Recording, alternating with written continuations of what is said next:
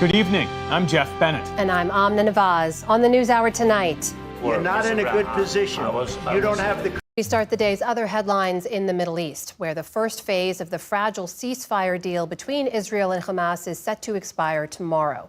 An Israeli delegation returned from Cairo today with gaps reportedly remaining in negotiations.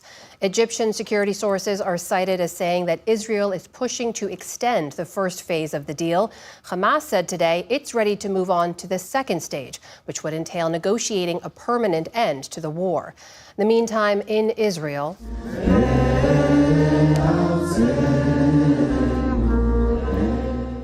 mourners gathered at a stadium for the memorial ceremony of hostage Saki Idan, whose remains were returned this week, along with 3 others.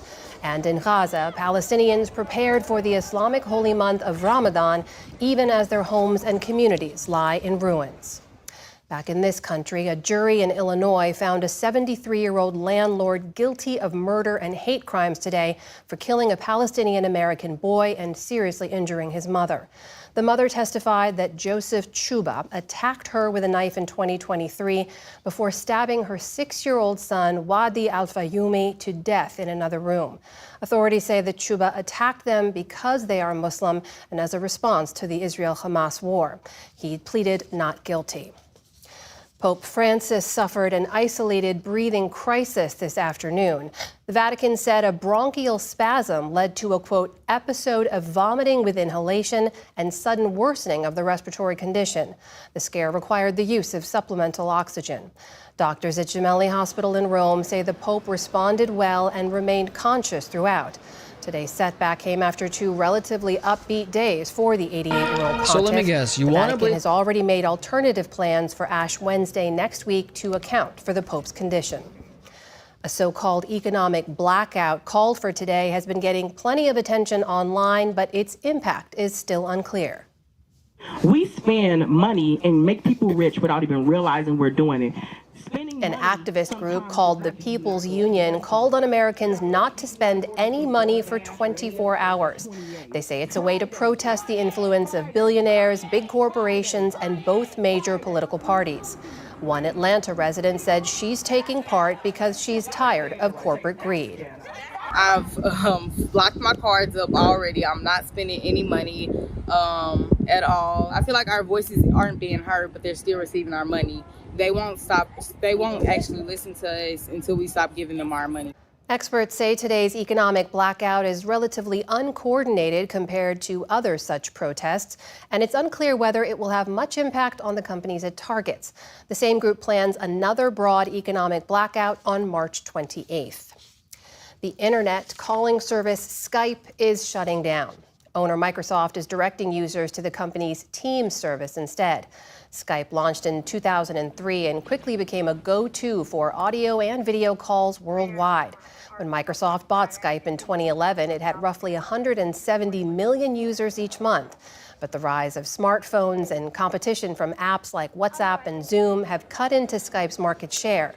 Skype will officially go out of service on May 5th. And on Wall Street today, stocks closed out the month on an upbeat note. The Dow Jones Industrial Average jumped about 600 points on the day. Tonight. The Nasdaq added roughly 300 points. The S&P 500 also ended firmly in positive territory. And for space lovers and amateurs alike, tonight is the best chance to get a glimpse of what's known as a planetary parade. It's a rare event when 7 planets all share the night sky, and many of them visible to the naked eye. Mars, Jupiter, Uranus, Venus, Neptune, Mercury, and Saturn will align in an arc to the south before Mercury and Saturn drop too low on the horizon. The phenomenon won't happen again for at least a decade. For the best viewing experience, you'll want to find a place with a clear sky and minimal light pollution. 2 of the planets, Uranus and Neptune, won't be visible without binoculars or a telescope. Still to come on the NewsHour. The National Weather Service faces drastic cuts from the Trump administration. David Brooks and Jonathan Capehart weigh in on the week's political headlines. And Oscar nominee Fernanda Torres on her role in the Brazilian film I'm Still Here. This is the PBS NewsHour from the David M. Rubenstein Studio at WETA in Washington, and in the West from the Walter Cronkite School of Journalism at Arizona State University. The Trump administration continues to hollow out the federal workforce, and more cuts are in the forecast, despite courts largely siding with fired employees so far. Let's bring in our Lisa Desjardins. So Lisa, let's start with the latest mass firings, now including the National Weather Service. Bring us up to speed. That's correct. This is in the past 2 days. We have seen more firings. That includes the National Weather Service forecasters that work as part of NOAA. So let's take a look at what is new here. At the National Weather Service and NOAA, some 1,200 new firings just in the past few days. That includes forecasters. Also, I have confirmed that the IRS, at least 1,000 to 5,000 firings have been happening across the last week. The current total, I've looked at every known mass fire in the last couple of weeks. I have, by my spreadsheet, 30,000 plus people have been fired by the Trump. 30,000 people. That's correct. At least. It's probably much more than that. That's what's known. Now, that does not include 7,000 people at the Social Security Administration who we have heard from them that they intend to fire those people. That's not even in that total. This is just the beginning. Now, I also want to say that this is part of Elon Musk and President Trump saying that government needs to be downsized. It needs to be more efficient. But what they're doing here is instead sort of haphazardly targeting very wide groups of workers without clear reviews. And it is leading to some protests around the country. For example, this video was sent to me by a fired worker in West Virginia, in Parkersburg, where they had a protest today. If you want to there you go. So you heard them vote them out. And in that crowd, Trump supporters who have been fired. One person there told me they were denied unemployment after being fired from Treasury because they were fired supposedly for cause in those emails, even though they had high performance records. And Elon Musk's Doge group is trying to find new ways to terminate federal workers. Tell me more about that, because you've done a lot of reporting there. We've learned of two today. One, there will be another email asking federal workers, basically, what did you do last week? This is a memorandum that went out to the Department of Defense that I obtained today, saying that on Monday, workers will get an email saying within 48 hours they must respond next week on what they did this week. You may remember, we reported there was mass confusion the last time this happened. It's not clear if this email will lead to firings for people who don't return it, but that is happening next week. The other thing, the Department of Education, an agency that President Trump has said he wants to shut down, they sent out something interesting, an actual buyout offer today, offering employees $25,000 up to that amount to leave their jobs. They warned if they don't, there will be mass firing soon. They also, if you read the fine print here, though, they said if you take this offer, you cannot work for the federal government for 5 years. And one worker who would otherwise consider it said it just looked sketchy to them, and they're trying to take it in. So where does all of this stand with the courts? Well, there are dozens of lawsuits with the courts.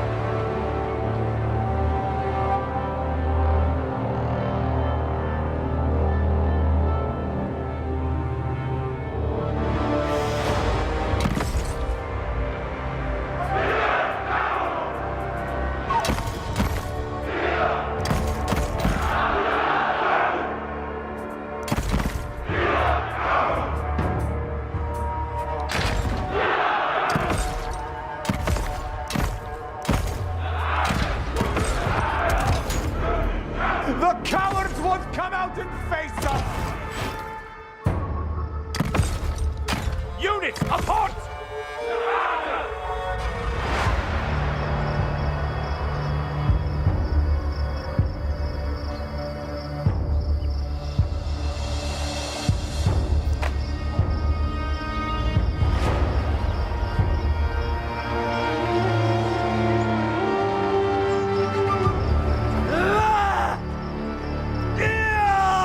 We'd better tear those walls down.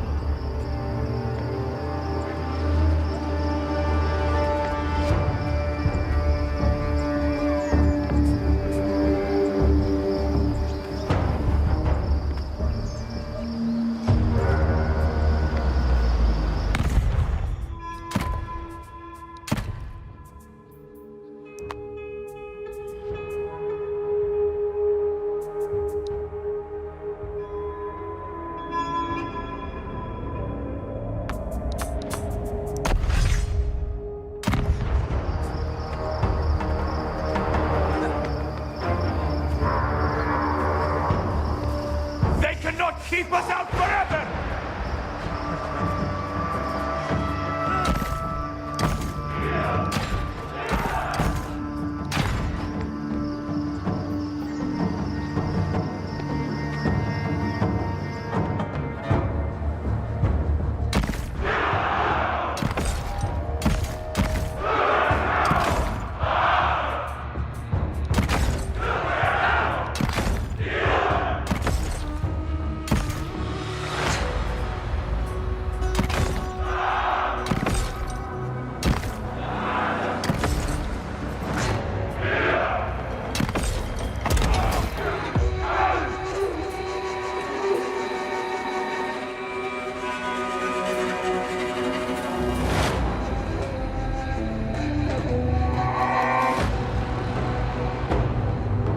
Look at them, trembling behind their walls!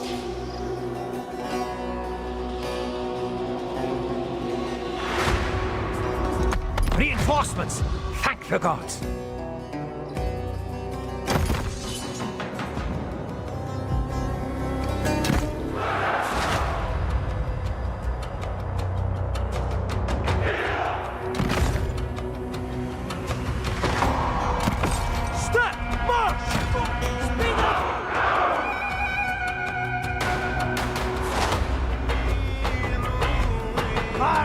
Bring down their gate!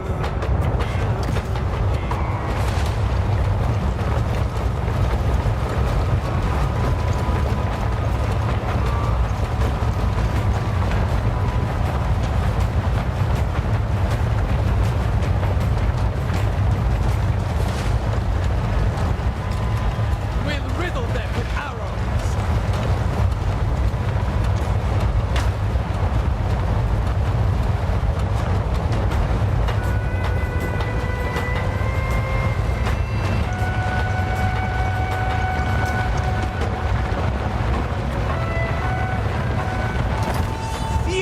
Warrior spirit!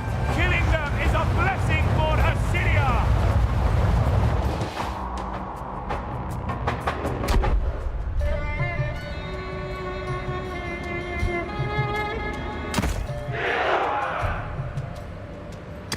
Keep close!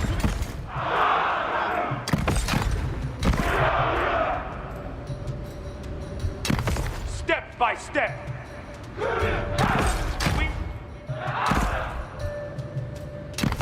Drive us onward!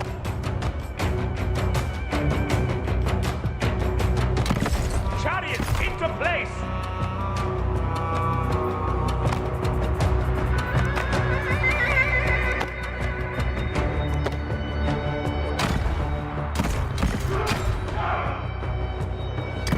Get the horses pulling! The cowards won't come out and face us!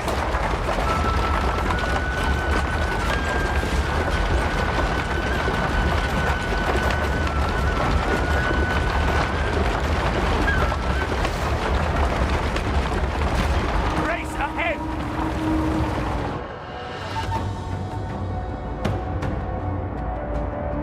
Victory beckons! We'd better tear those walls down!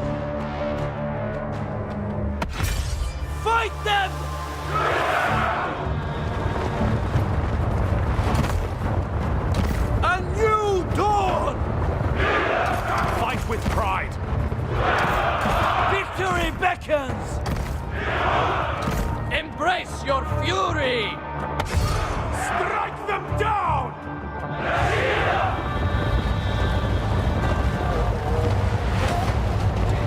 This army will swallow them whole!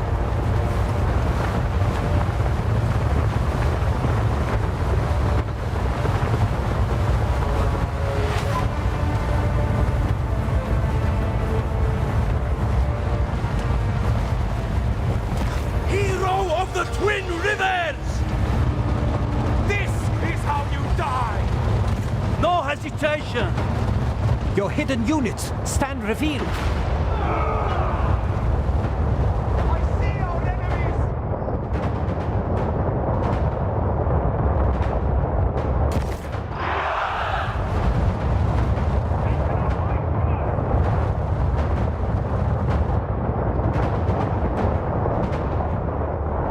Keep to the plan!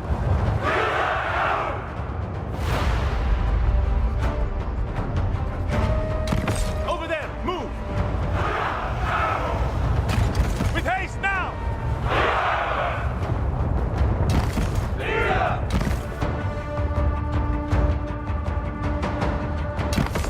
Swift as the wind!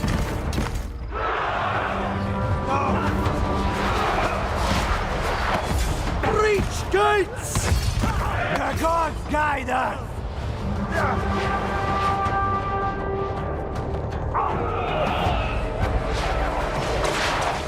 Ever enduring!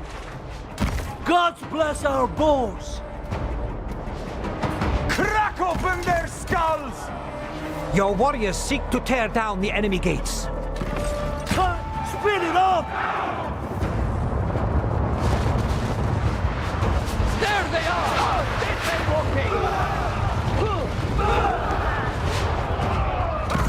Look there! Time to meet our foes!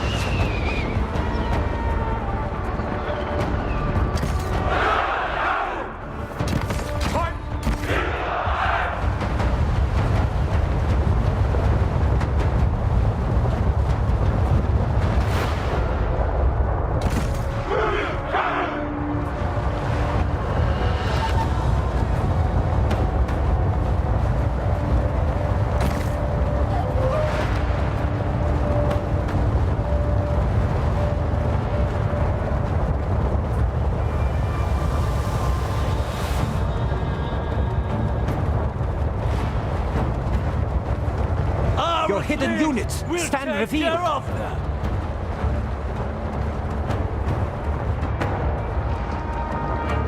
Groomed for success. For the homeland.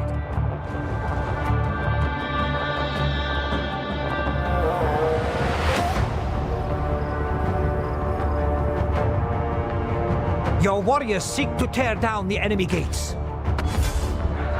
I've never sweated so much in my life! Primed for battle.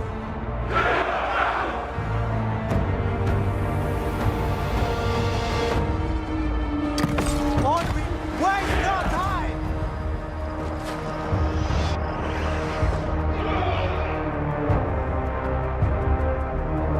Ashur cannot save you!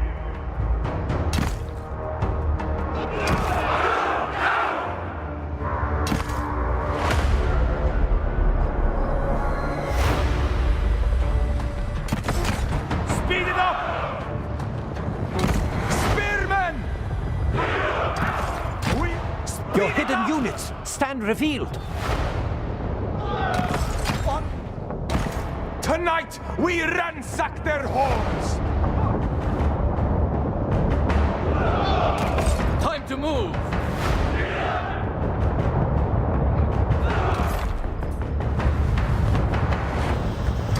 Fight Your with warriors pride. seek to tear down the enemy gates.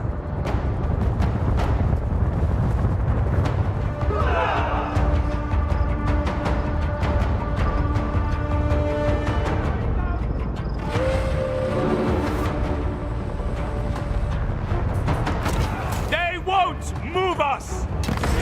Move, move, move!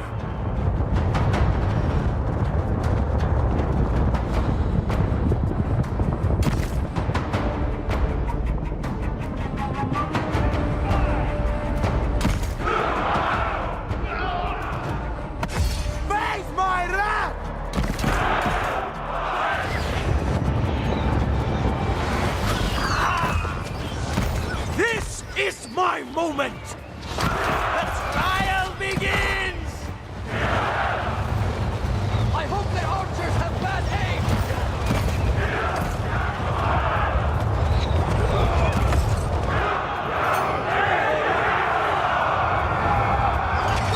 You have captured the gates.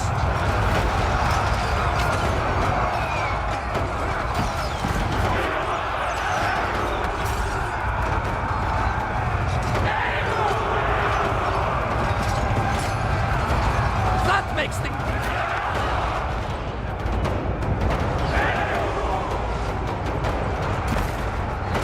For the homeland! Nothing can stop us! Take high ground! Nothing can stop us! Bring down the gate! Ready for more! Your warriors are wavering.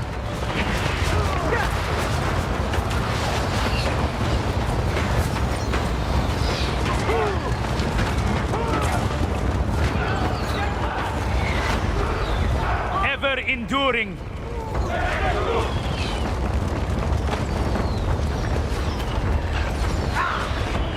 Your warriors seek to tear down the enemy gates.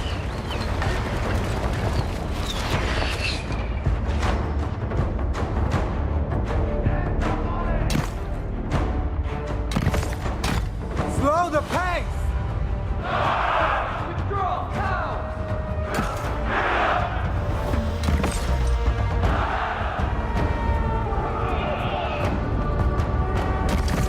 Ugh. Keep biting!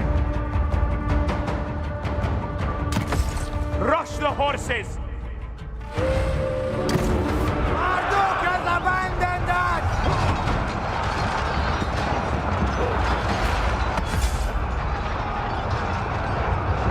The enemy gates have fallen. I'm not staying here!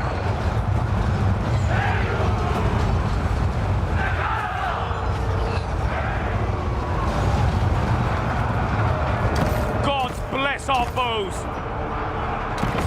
Man the walls! Honor the gods! Your warriors are wavering. Clear and resolute! In that direction! Put their eyes out!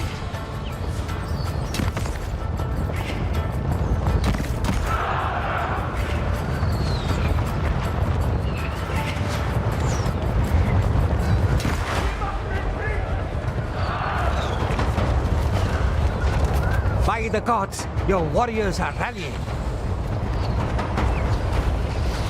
Let's fly!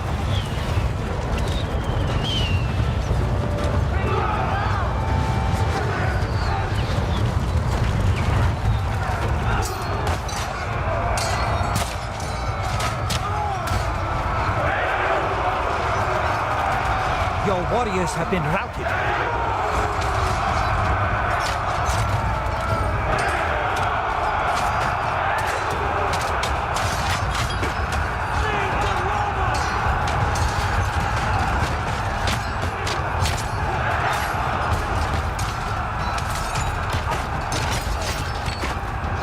You have captured the gates. How could it end like this? The enemy have captured the gates. There's no turning this around!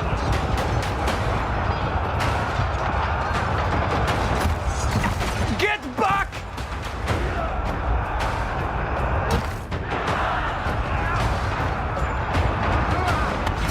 Battle order! Servant of Marduk, king of Babylon. No! Death will not take me!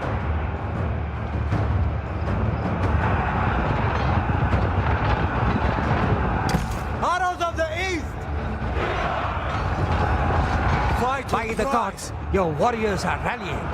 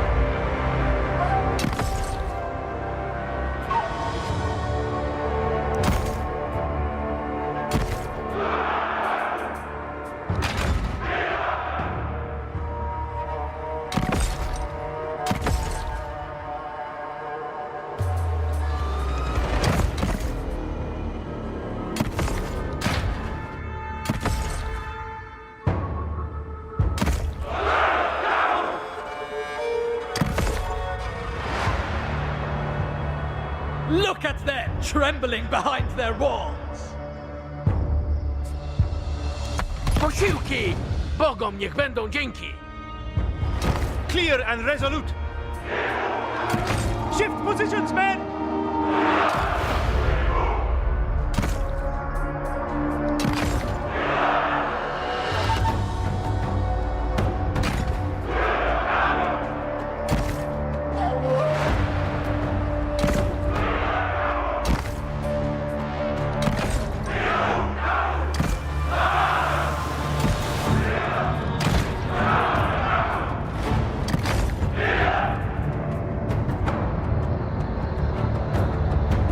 Babylon will be better off without them.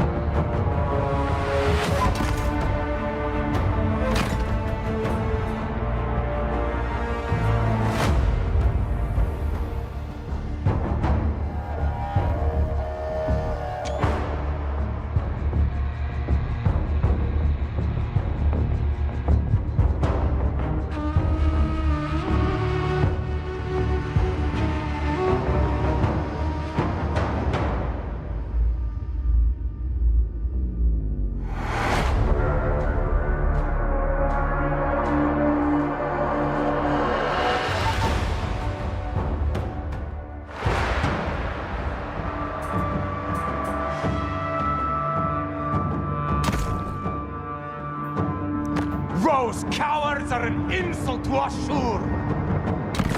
We march!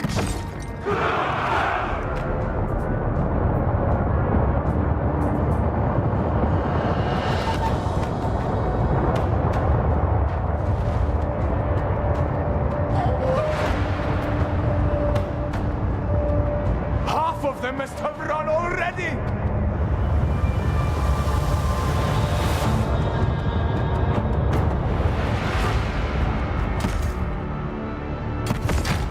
Go, go, go!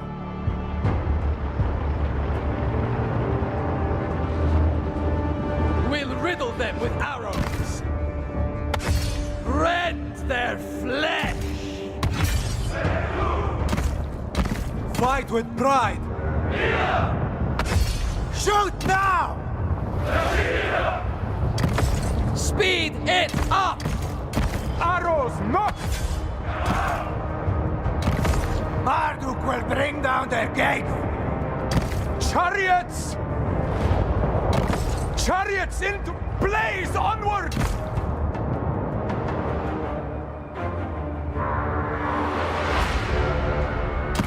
Over there, move! Bury them in foam! In that direction!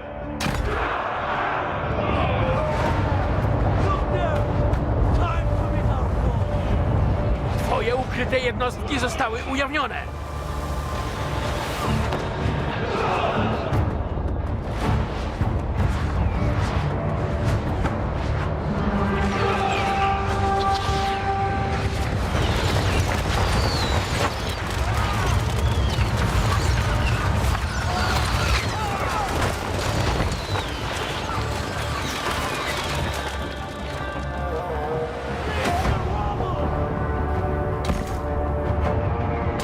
The gods guide us.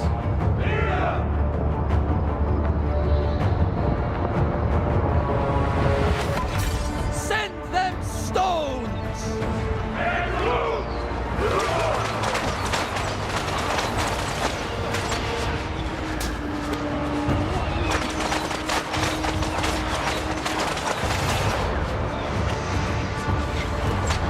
Let's fly!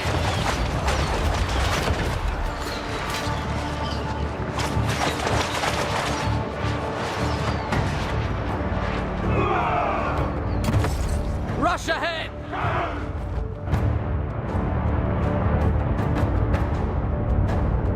Embrace your fury! Like fish in a pond. Walls cannot hold us back. No hesitation. My spear keens for blood. With haste! Into the fray.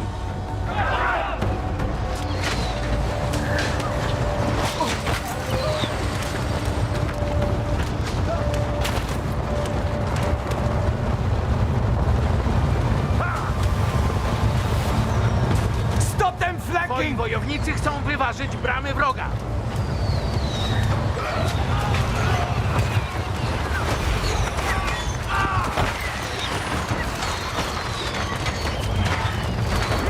They cannot hide from us! There they are! Dead men walking! I see our enemies!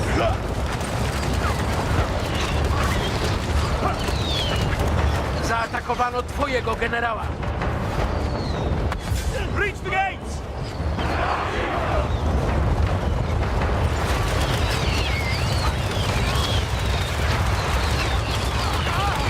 Brama wroga zdobyta.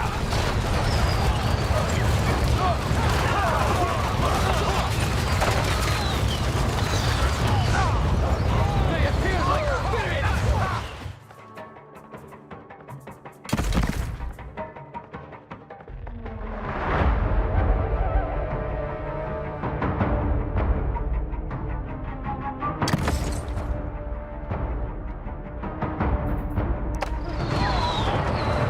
The gods are watching. Up your speed! Keep your spirits up! Bramy zaraz zostaną zdobyte! Blades! Victory beckons! Keep to the plan!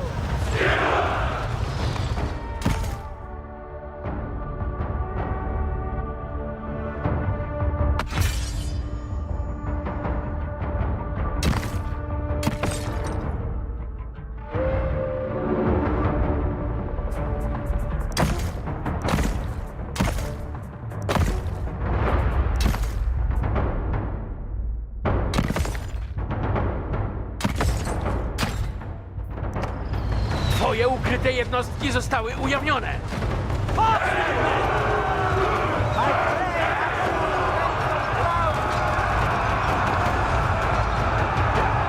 Udało ci się zdobyć bramę.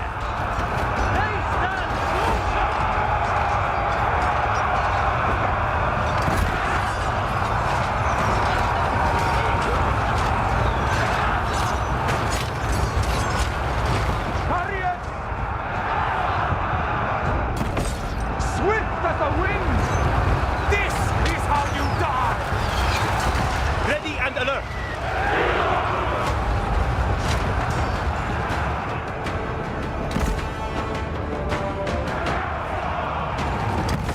Rush the horses!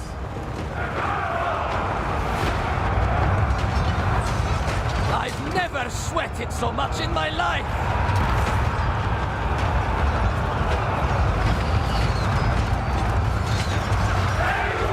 Servant of Marduk, king of Babylon. Twoi wojownicy tracą ducha walki. Race ahead!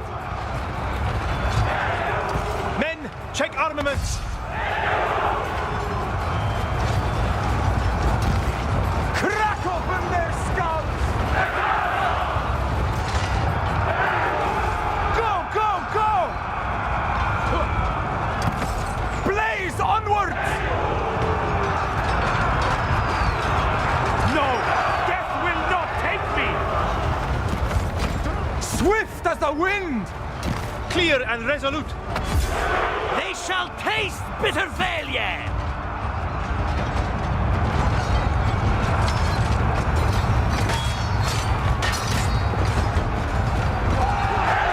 Like fish in a pond.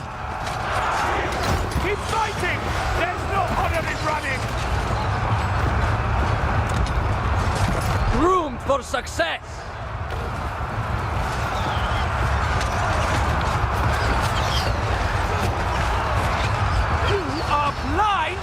impotence! Rattle all you want! I am coming! Tonight, we ransack their homes! There's no turning this around!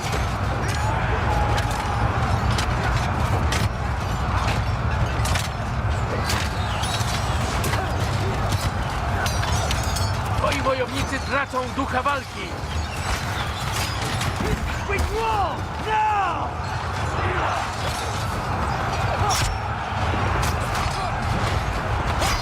Get back! I'm not staying here! I see the fear in your eyes! At least try to be offensive! Take high ground! Direct approach. Marduk has abandoned us! Men, attack! How could it end like this?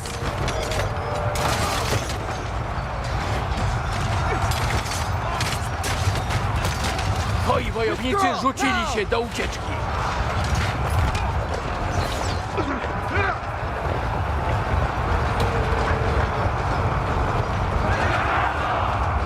There's no turning this around! I'm not staying here! Marduk has abandoned us! How could it end Twoi like wojownicy tracą ducha walki.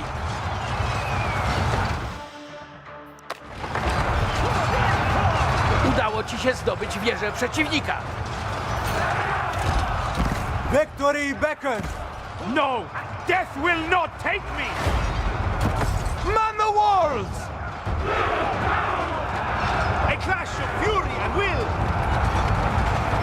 My spear keens for blood. There's no Wróg turning this próbuje around! zdobyć bramy. I'm not staying here! Get back! Servant of Marduk, king of Babylon.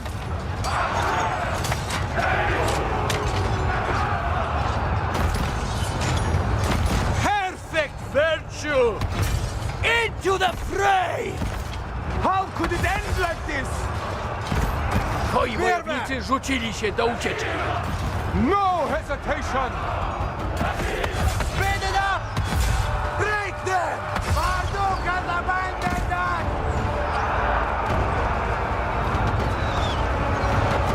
No! Death will not take me! There's no turning this Twoi around! wojownicy tracą ducha walki. How could it end like this? I'm not staying here! No! Death will not take me! Marduk has abandoned us! There's no turning this around! I'm not staying here! Na bogów! Twoi wojownicy odzyskują ducha walki. No! Death will not They take stand me! no chance!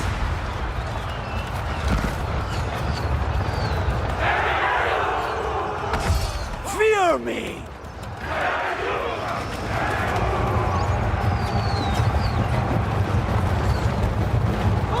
Marduk has abandoned us! We will not fail! How could it end like this? Fight with pride! I'm not staying here! Break them! Death will not take me! Marduk has abandoned us!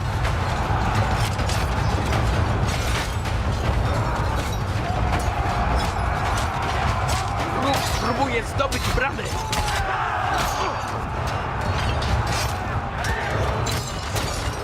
There's no turning this around! Wróg zajął twoją wieżę oblężniczą.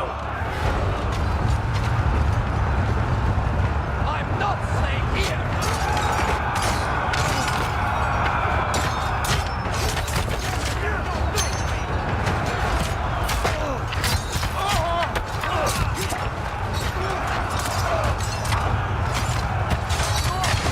twoich jednostek skończyła się amunicja.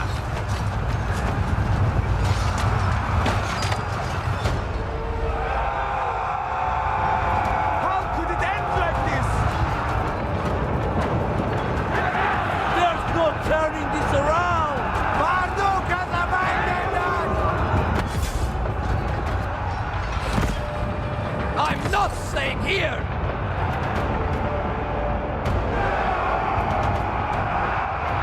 The gods are watching!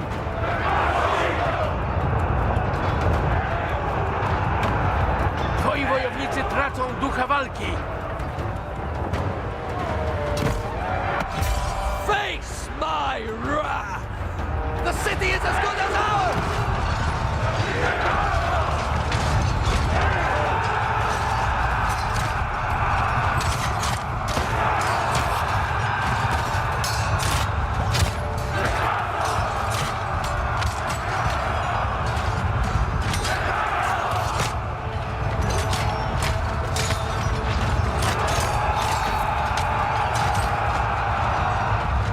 Ashur cannot save you!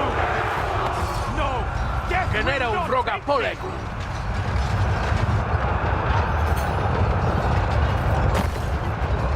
Keep to the plan! Be swift, men! Gods bless our bows!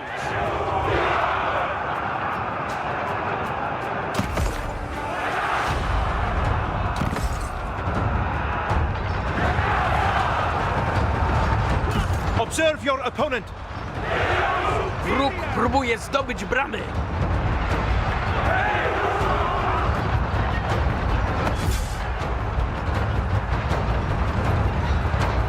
Marduk has abandoned us! There's no turning this around! Withdraw! Now! Twoi wojownicy tracą ducha walki!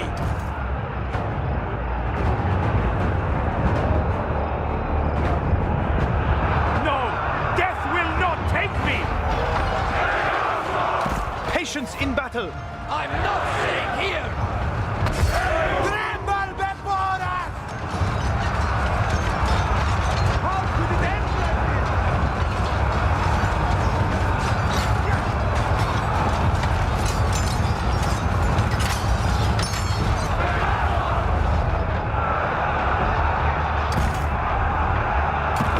Man those walls!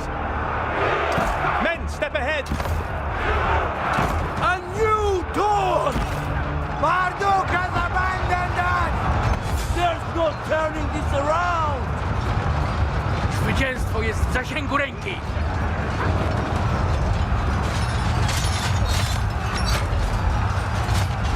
No! Death will not take me! How could it end like this? Marduk has abandoned us! Twoi wojownicy tracą ducha walki! Withdraw! Now! There's no turning this around! I'm not staying here! We must retreat! No! Death will not take me!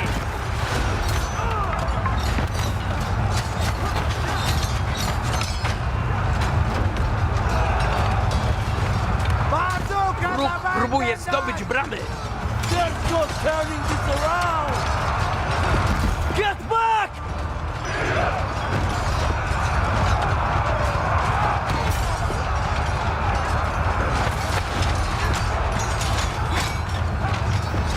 I'm not staying here! How could it end like this? With haste now! No! Death will not take me!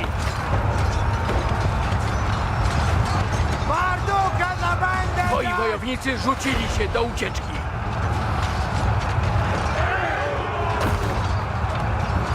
Hero of the Twin Rivers! We must retreat!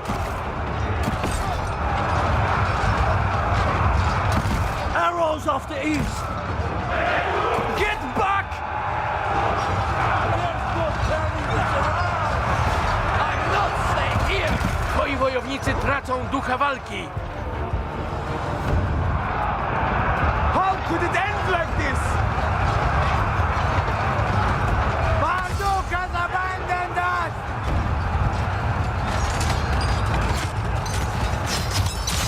No! Death will not take me!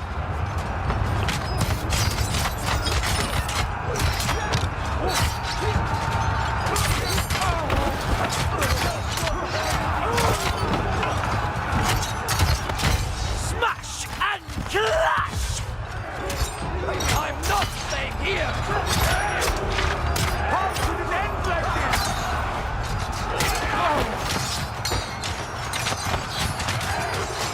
Marduk has abandoned us!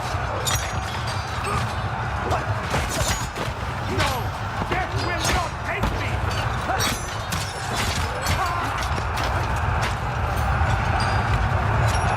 Udało ci się zdobyć bramę.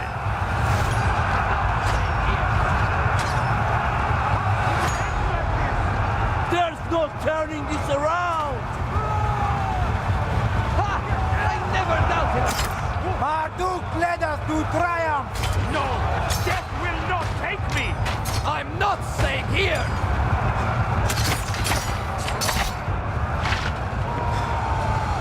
Defeat is for the weak! How could it end like this? Draw now.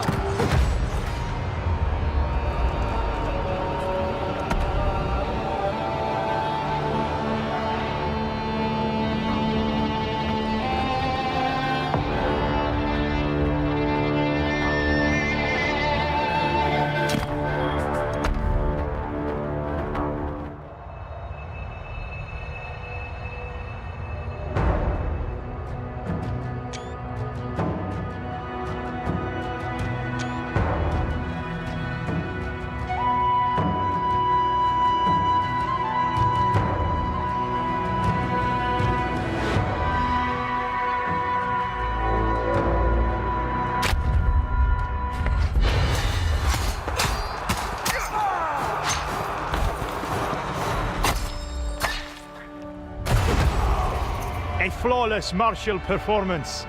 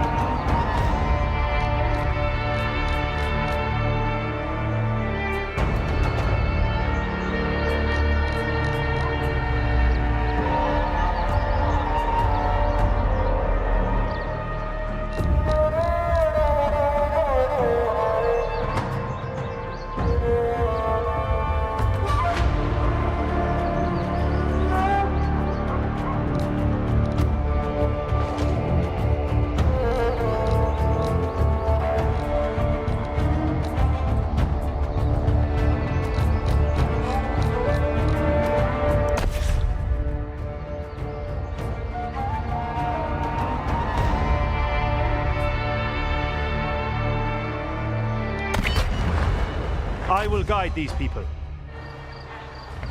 Soon the future will be mine.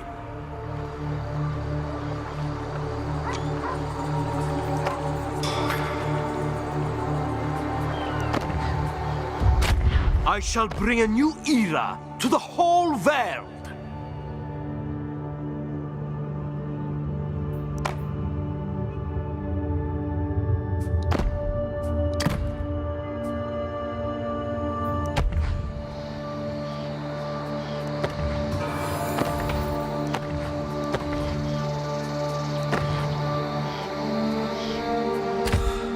They call me King of Babylon, and that is who I am.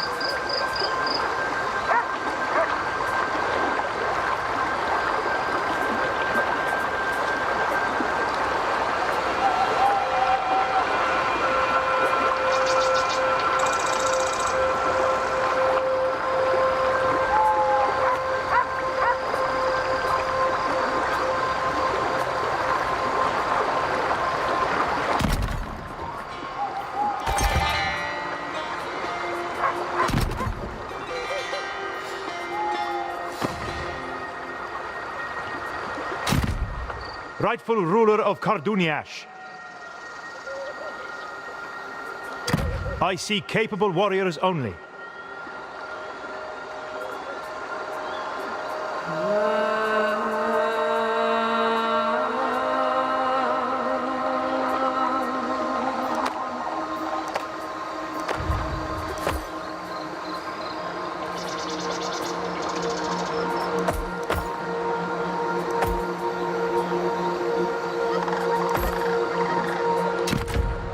Prince of Ur and protector of Nippur. I know! We must stand together!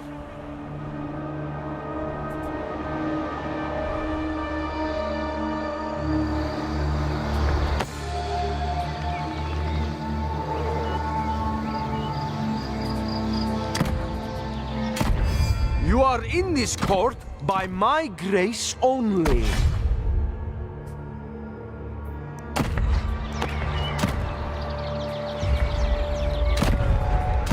Everybody has their duty. I am destined to rule. True master of the arts. Make your statement and be gone.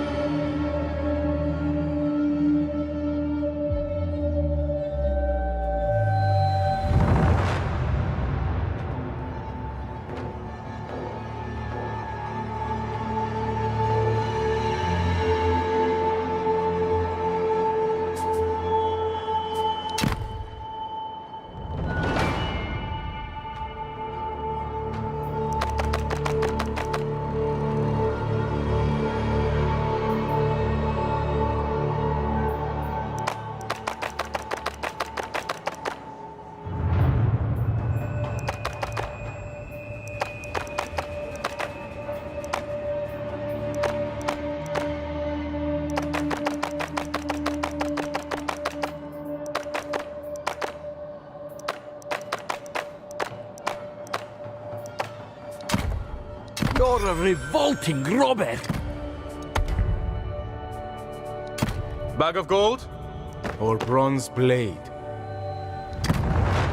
We must be ruthless. I am destined to rule. Hati will rise again.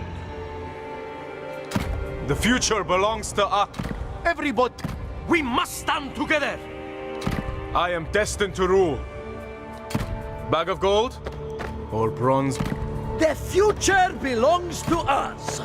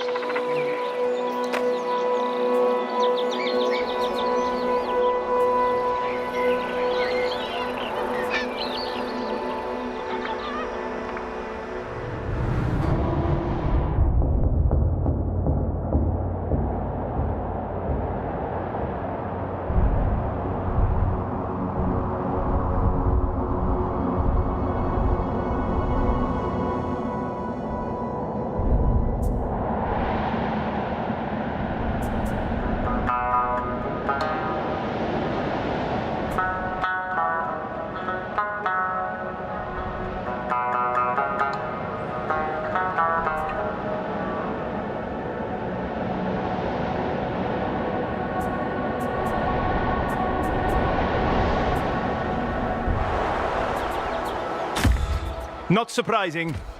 Honor and glory. I remember the Battle of Nippur fondly.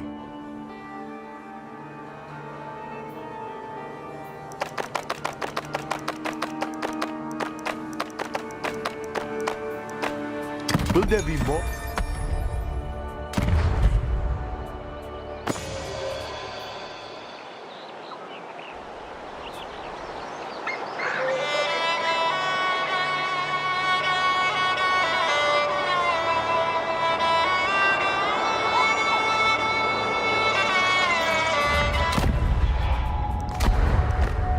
May relations between us continue to prosper.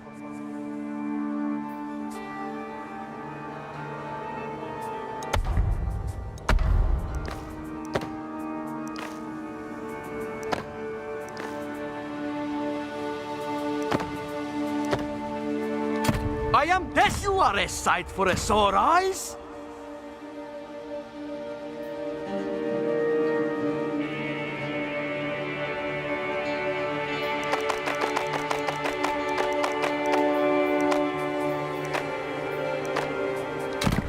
This is it.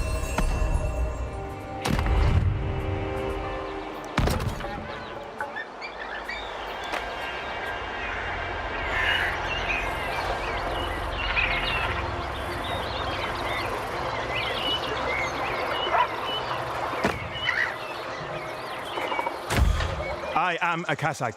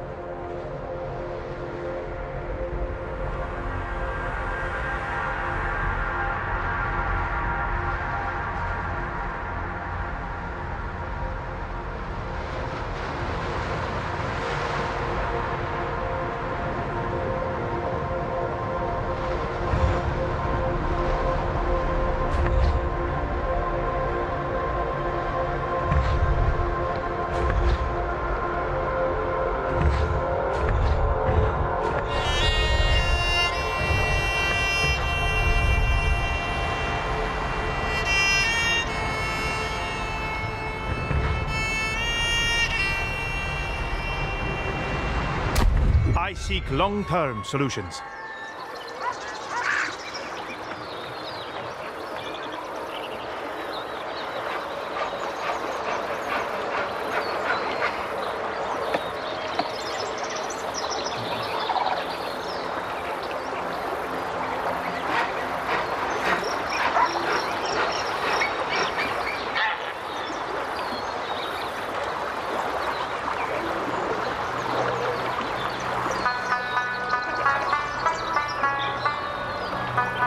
A dark legacy awaits my sons.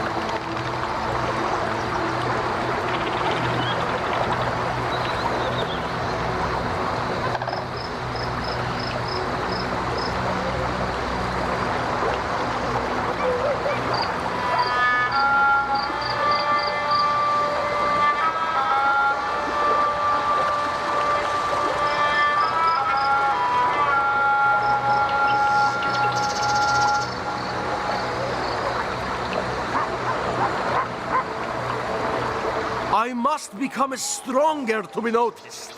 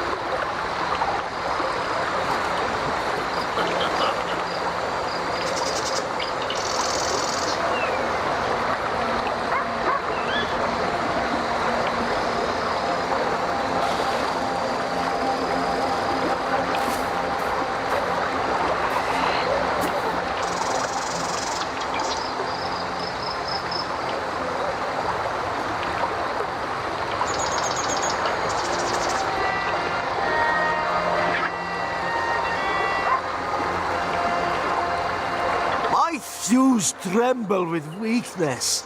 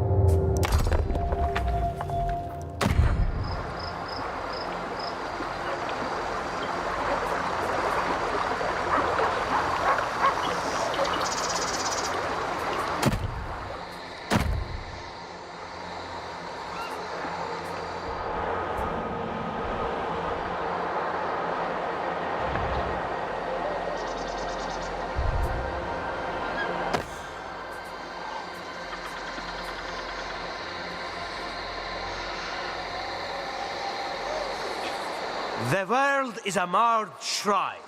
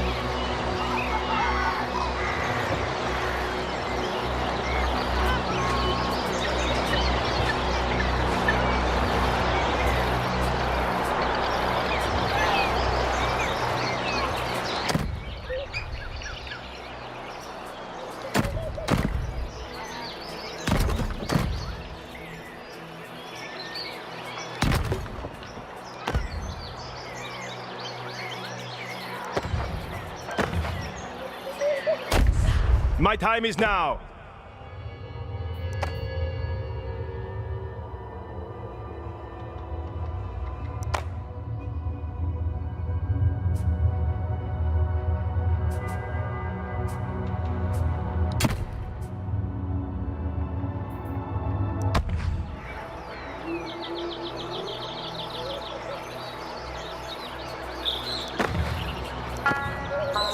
is so fickle these days.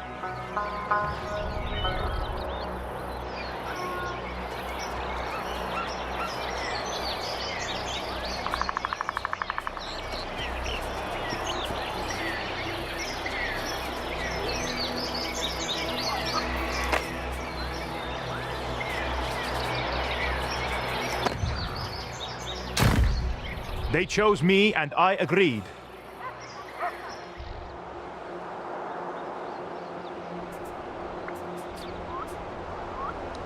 Men, marching orders.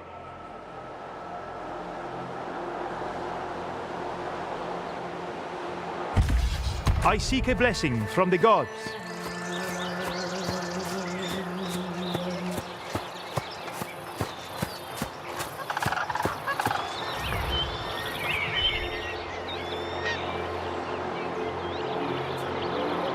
We are in command here. Duty calls.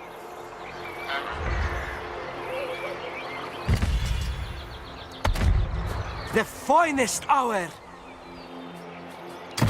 We will march. Burning desire.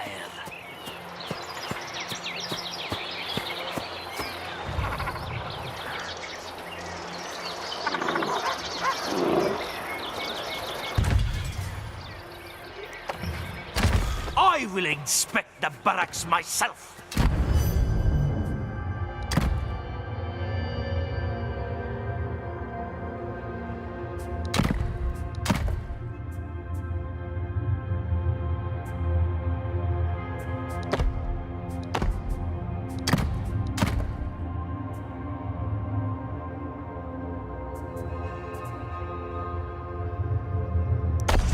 This action, why here and why now?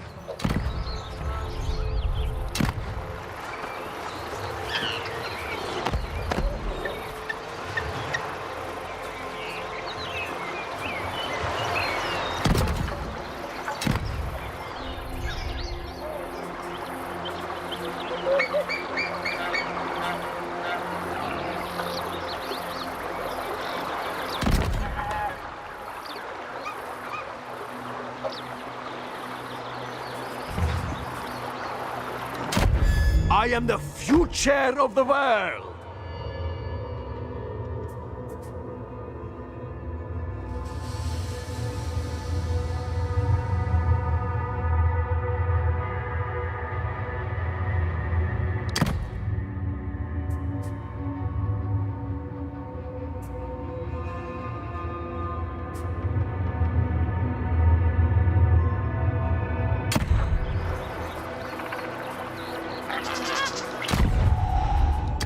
The future belongs to us. Are you ready to hear the latest news? Such deal. True master of the arts. Bag of gold or bronze blade?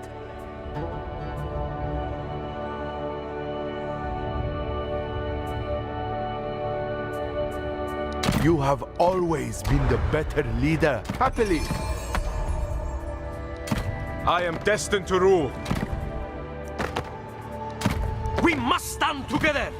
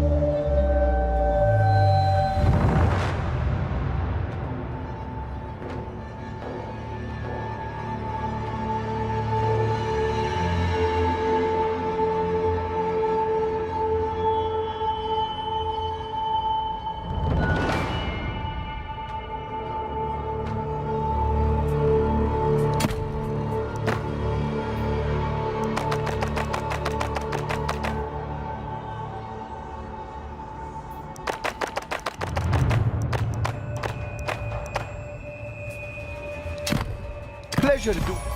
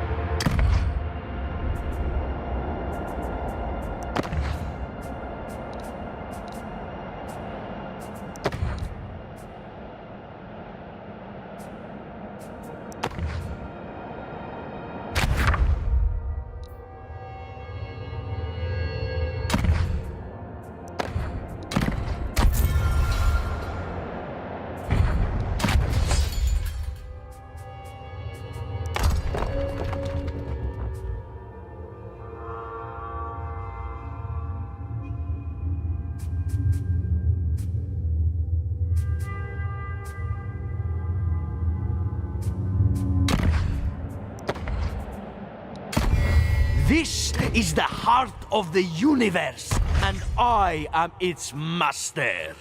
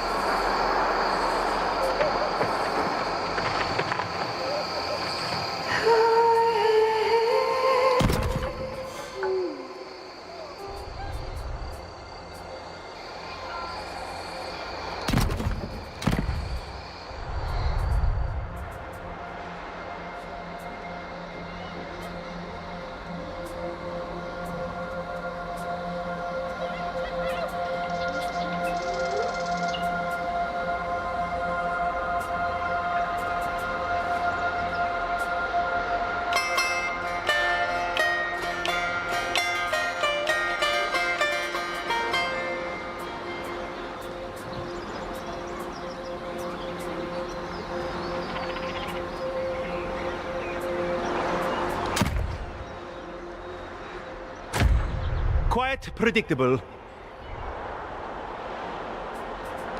Gather information.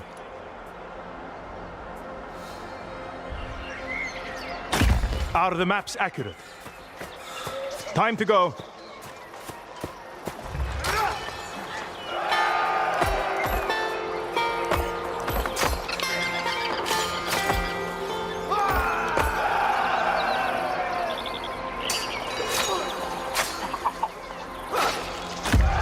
There can be no compromises.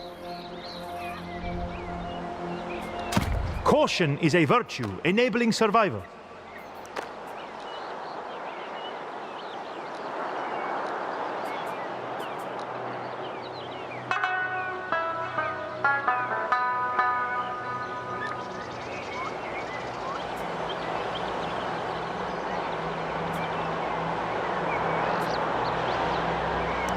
Gather the troops. Whom among you know war?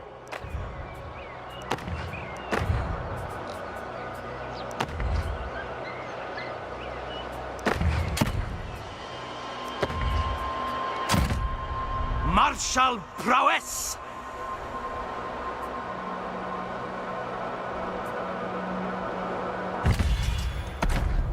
I am destined to rule!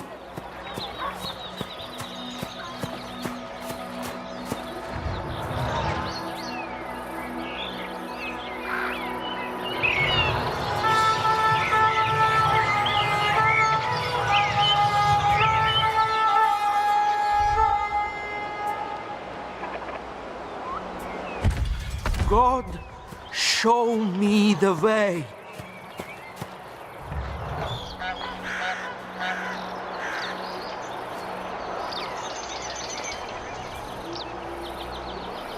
Call the guard, Commander!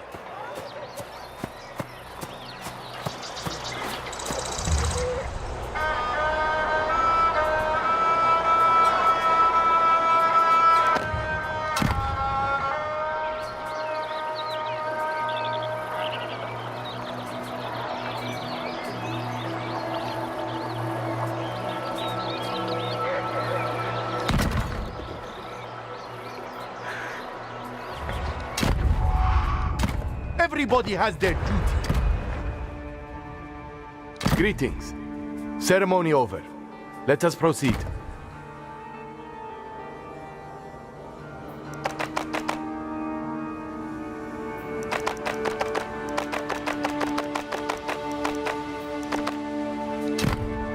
Agreeable.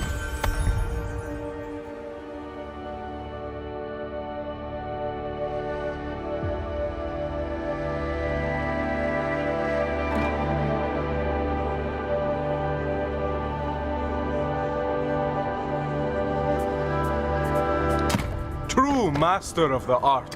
Bag of gold or bronze blade?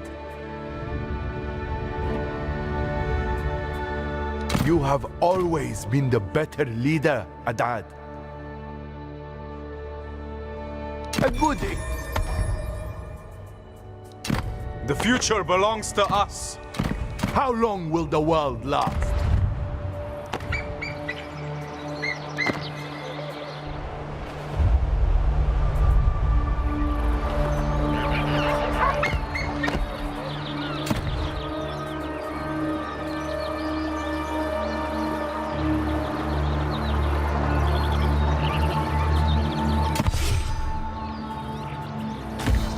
I shall bring a new era to the whole world.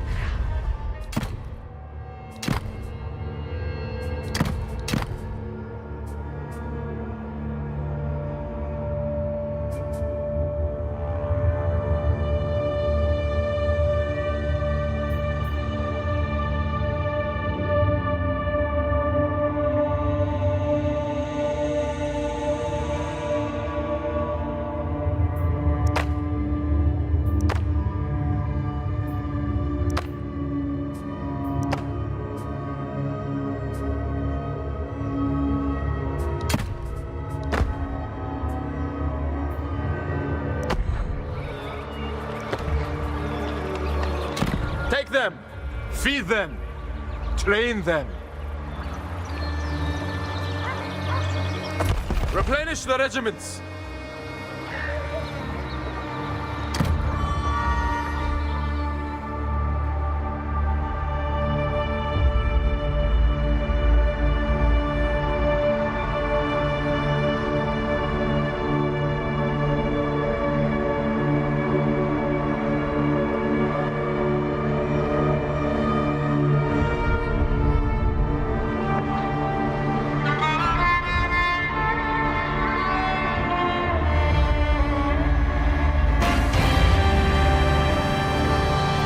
Good evening. I'm Jeff Bennett. And I'm Amna Nawaz. On the NewsHour tonight. You're not in a good position. You don't have the cards right now. With us, The administration continues to hollow out the federal workforce, and more cuts are in the forecast despite courts' large. From visits with heads of states to further restrictions on the press corps, we now turn to the analysis of Brooks and Capehart. That is New York Times columnist David Brooks and Jonathan Capehart, associate editor for the Washington Post. Great to see you both. So you were both watching, of course, everything at the White House today in the meeting between Presidents Trump and Zelensky. We've talked about it a lot today, but I do want to play for you a little bit of the interview we know President Zelensky gave soon after that meeting. He sat down with Fox News and Brett Baer, and Baer asked him if Zelensky thought that the public spat there served Ukraine in any way. Here's what Zelensky said. I mean, this is not good for both sides anyway, and I'm very open, but I can't, change our Ukrainian attitude to Russia. And I don't want they kill us for us. This is very, very clear that Americans are the best of our friends, Europeans are the best of our friends, and Putin with Russian, their enemies. And it doesn't mean that we don't want peace. We just want to recognize the reality. Jonathan, what did you think when you were watching this unfold in the White House, and what do you make of the way Zelensky's talking about it now? I thought the low point for America on the world stage was the Trump-Putin press conference in Helsinki in 2017, when the President of the United States sided with the President of Russia against his own national intelligence apparatus. What we saw in the Oval Office was travesty, horrendous, despicable. There aren't any words to describe what we watched, where we saw a vice president who's never been to Ukraine lecture a wartime president who was clearly summoned to the White House to humiliate him on the world stage, either on behalf of or for the benefit of Vladimir Putin in Russia. And look, I give President Zelensky major points for standing up for himself, for standing up for his nation, and standing up for his people. He is in there fighting for America's backing, which, I'm sorry, it should not even be in doubt, given the stakes that are involved and who he is trying to protect his people from. David, from that Helsinki meeting in 2018 to this meeting today, what do you make of it? I'll stick with today. That I have enough to say about today. I was nauseated. I just nauseated. All my life I've had a certain idea about America, that we're a flawed country, but we're fundamentally a force for good in the world. That we defeated Soviet Union, we defeated fascism, we did the Marshall Plan, we did PEPFAR to help people live in Africa, and we make mistakes, Iraq, Vietnam, but they're usually mistakes out of stupidity, naivete, and arrogance. They're not because we're ill-intentioned. What I've seen over the last 6 weeks is the United States behaving vilely to our friends in Canada and Mexico, vilely to our friends in Europe, and today was the bottom of the barrel, vilely to a man who's defending Western values at great personal risk to him and his countrymen.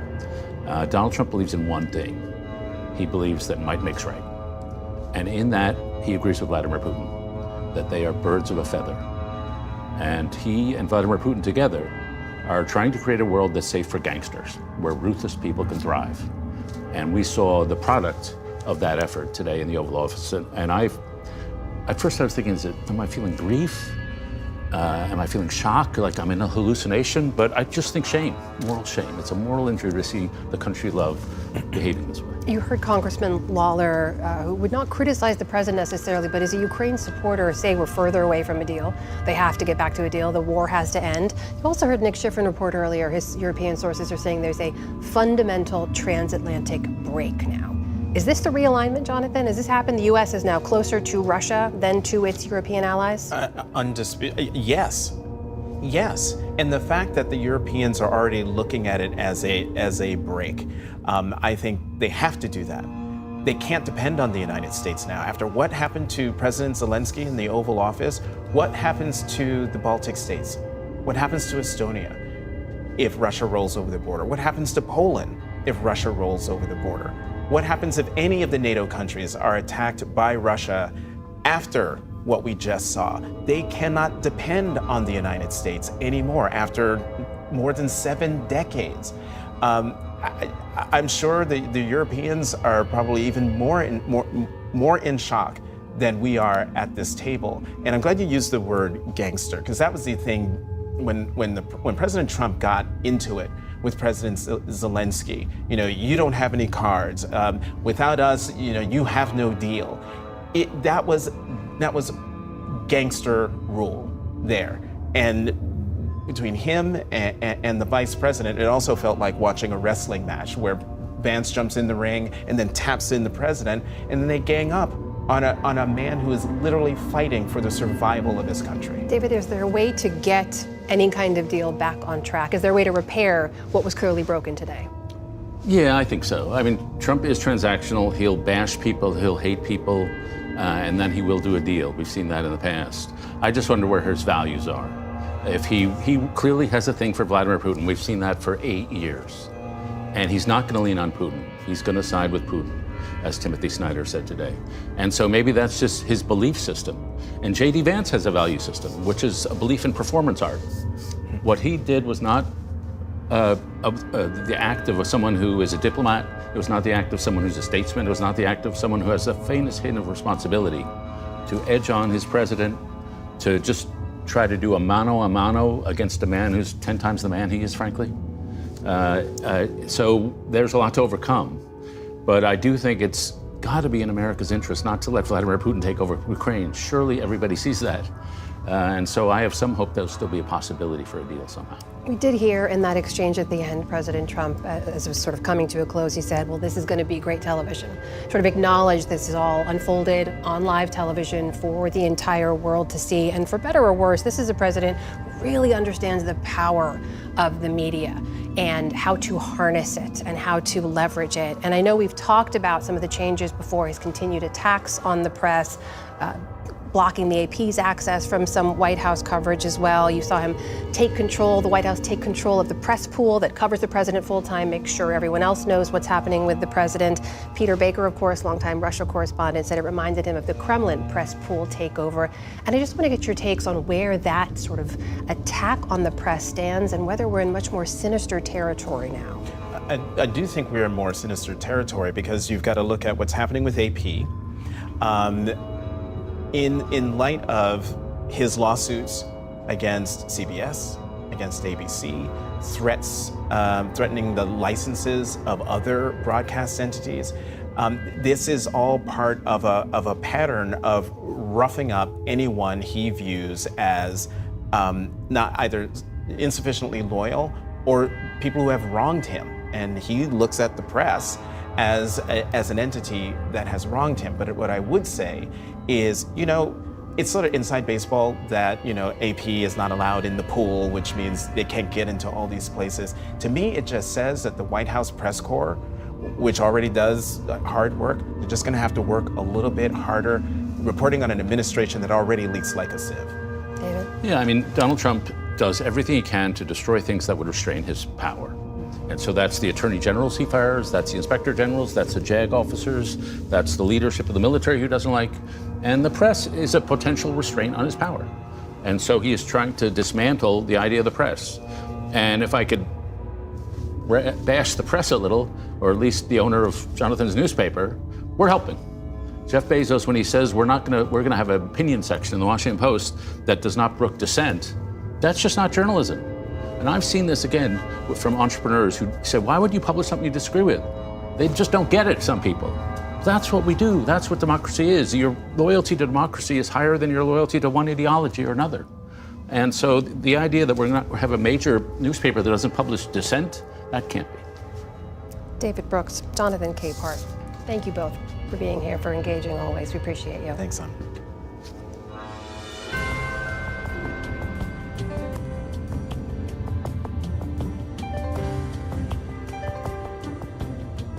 The Brazilian film I'm Still Here will be vying this weekend for Oscars for Best International Film and Best Picture.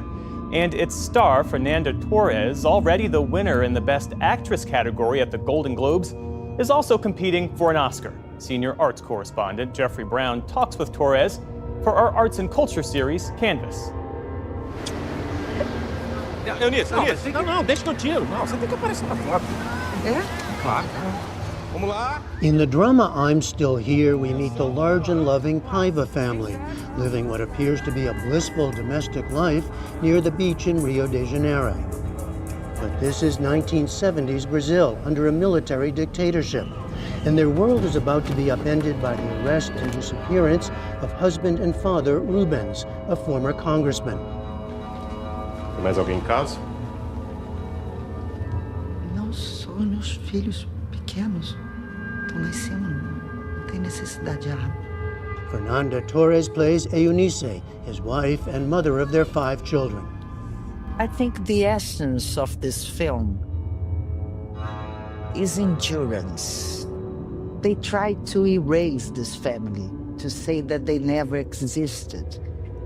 And this woman with 5 children, she endured in time. So I like to think that literature and cinema were able not only to preserve memory, but to make this family forever remembered. And this is quite a thing for art.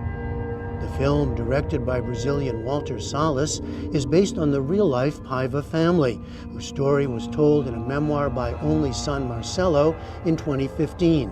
Long after the end of military rule in 1985, and after the family learned officially what they already knew in reality, that Rubens had been tortured and murdered by the military authorities. His body was never recovered. Quem é esse aqui? Rubens. Viu?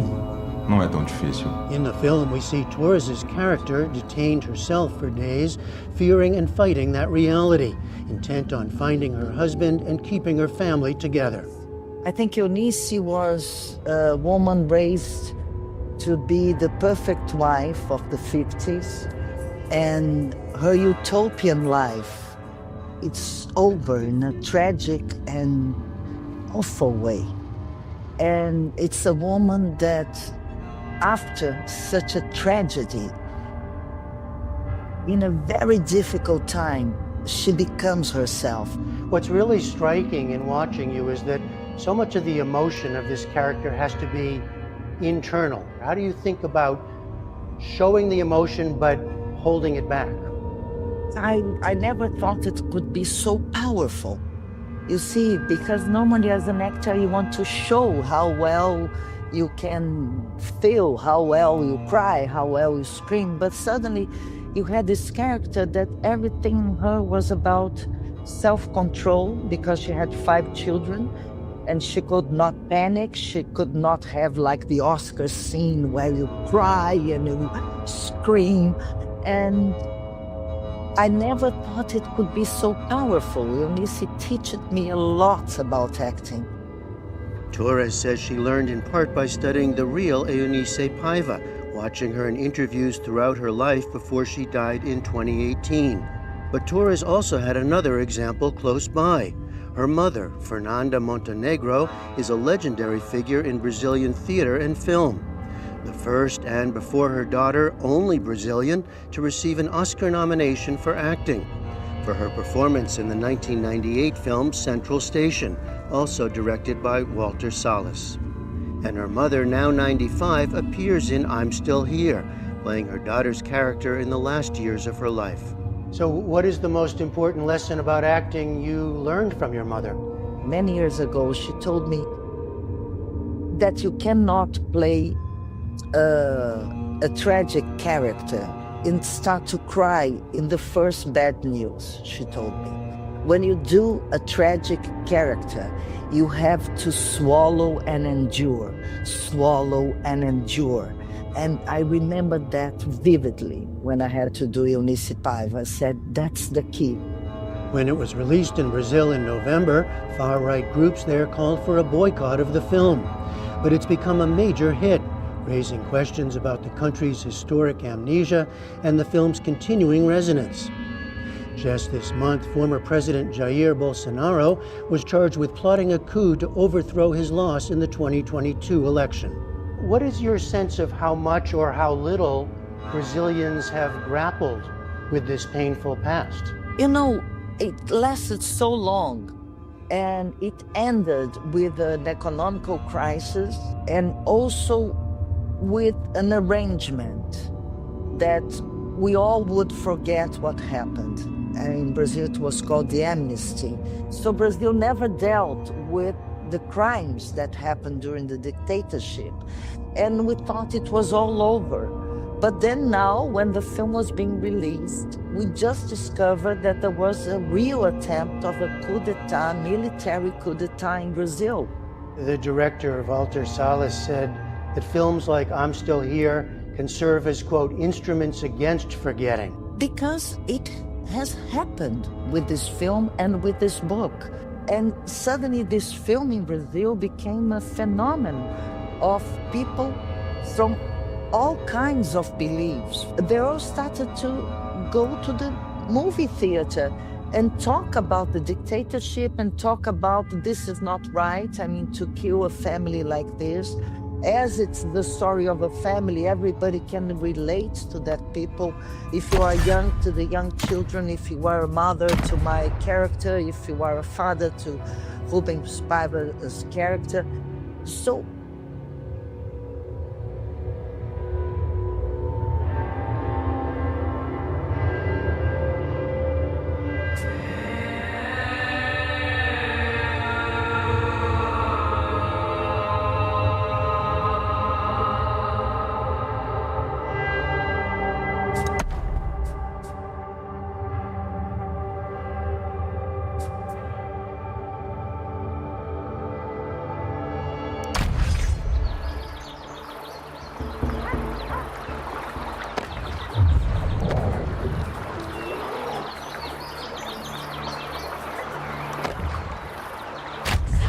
The future belongs to us!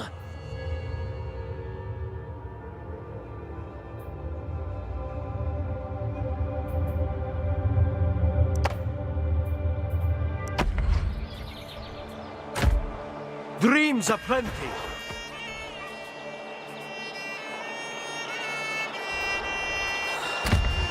Fast and strong.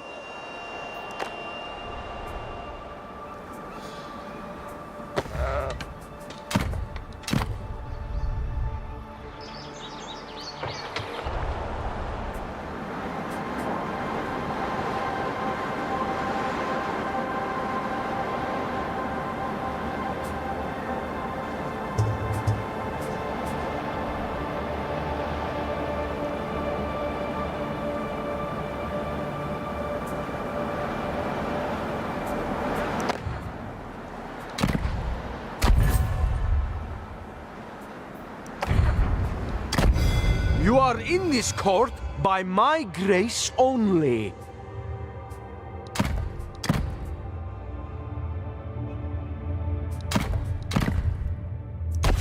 In this place, are you in a position of strength or weakness?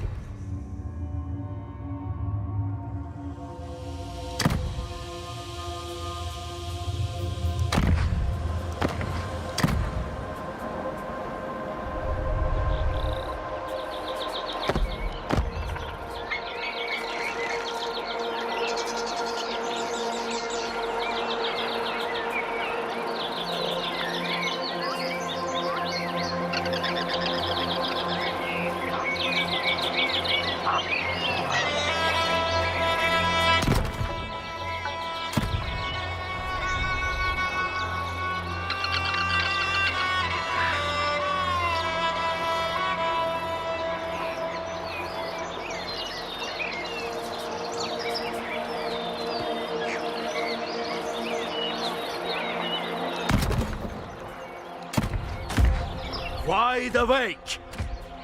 Song and verse.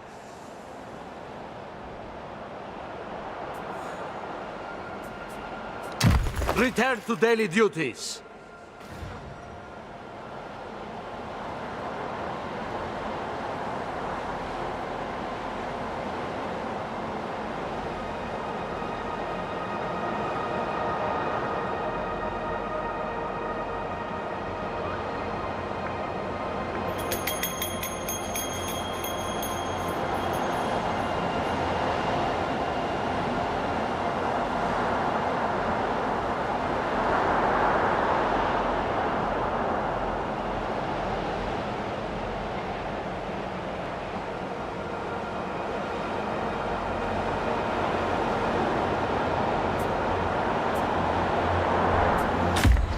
Bright ideas for dull problems.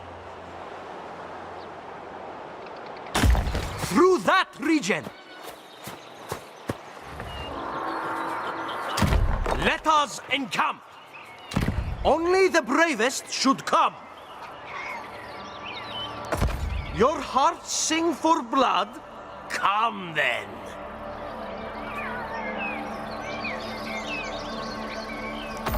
Soldiers, join with me. I seek comrades with vision. I need hearty warriors. Always ready.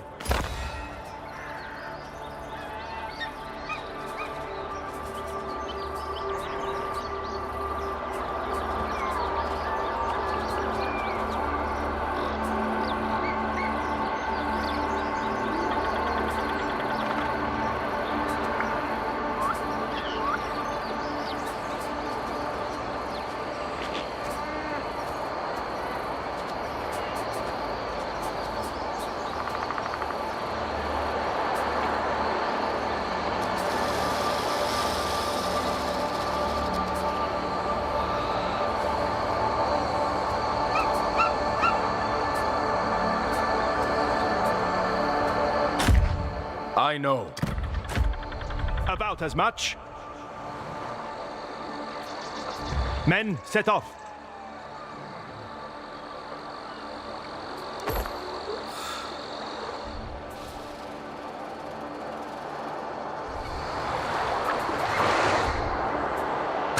I shall inspect the walls.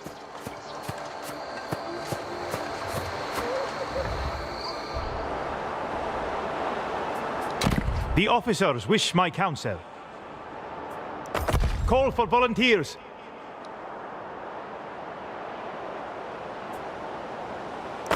Do not rush battles, win them. Your hearts sing for blood. Come then.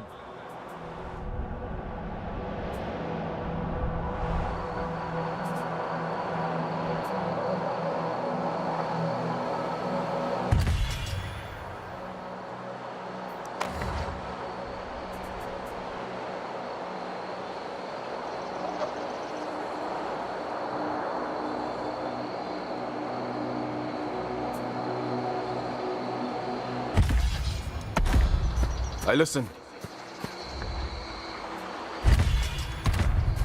The future belongs to us.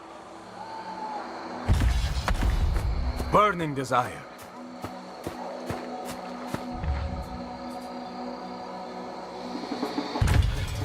Gods, show me the way.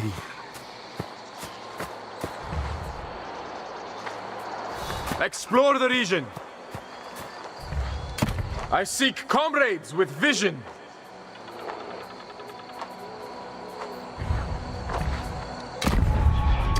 Bag of gold or bronze?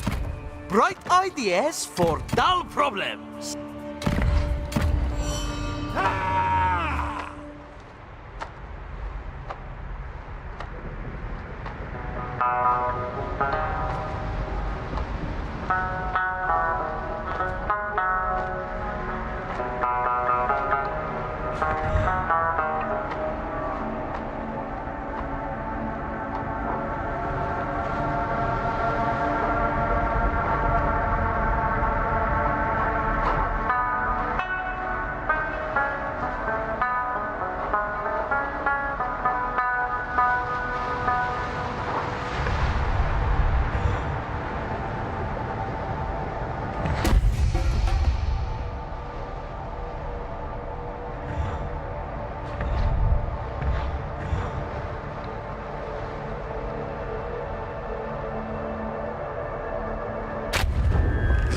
Zawsze bałem się prawdziwej natury morskich głębi.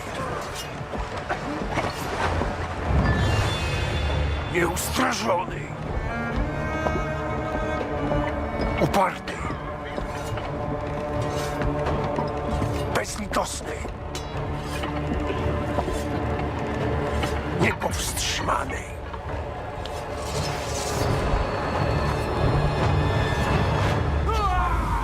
Boję się dnia, kiedy przypływ ponownie sprowadzi ludy morza.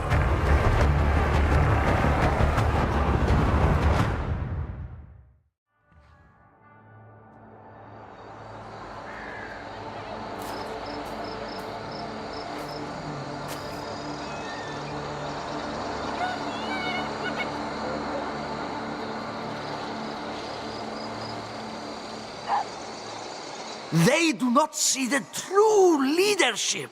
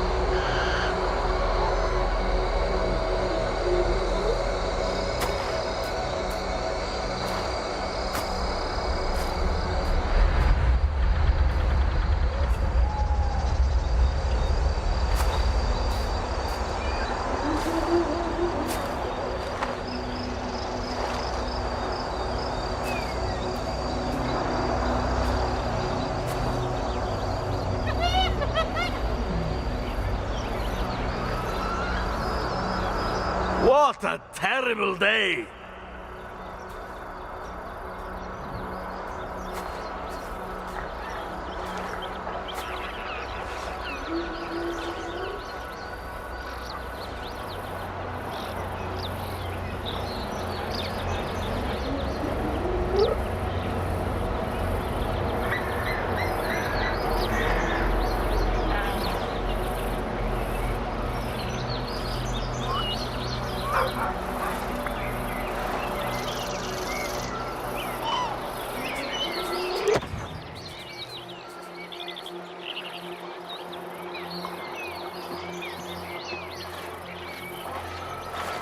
Will my courage be enough?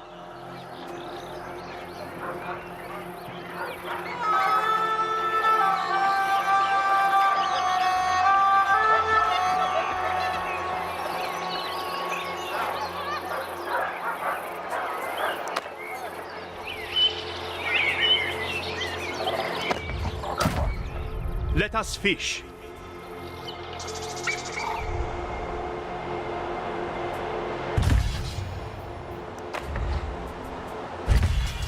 Men, pay your respects.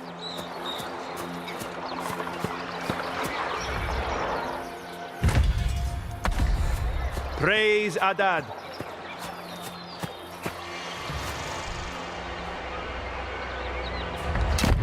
I am the future of the world. Intrigues at court are for those who lack real power.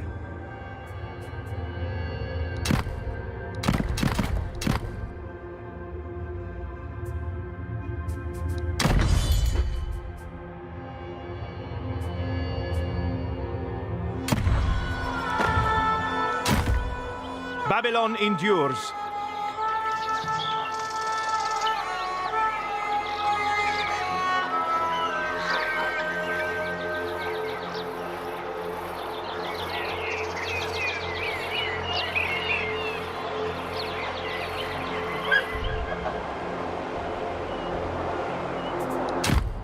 Honor and glory. Back to your posts. I like traveling.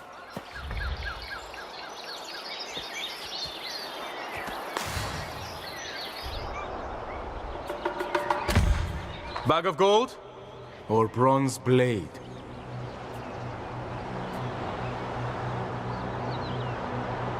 A new journey.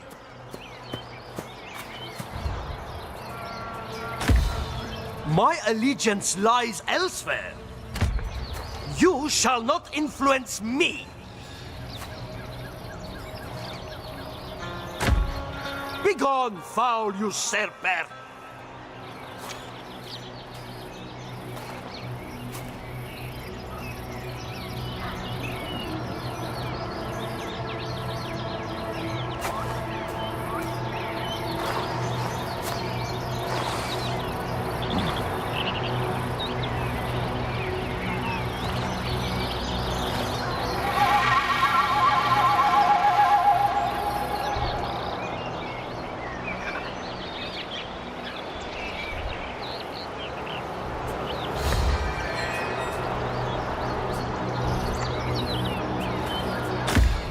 The finest hour.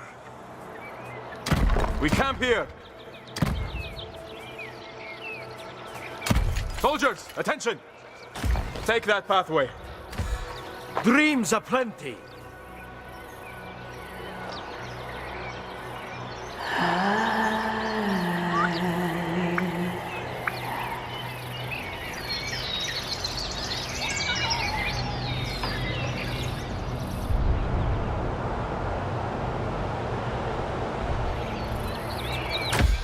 Sounds important.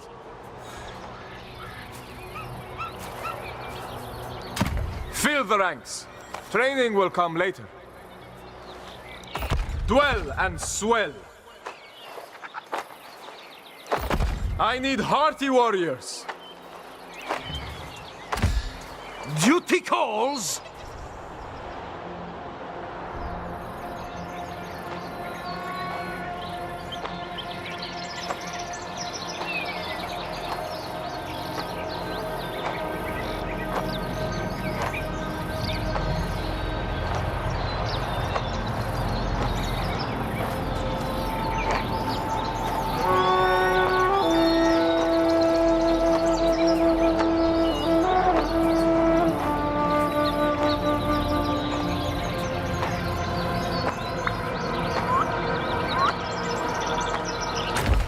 Journey. Your heartless cause revolts me.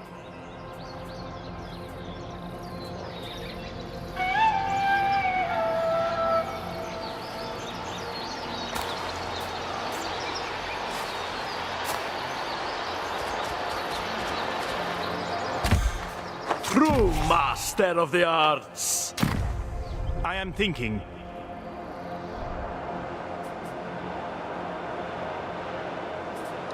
Prepare to march. Rightful ruler of Karduniash.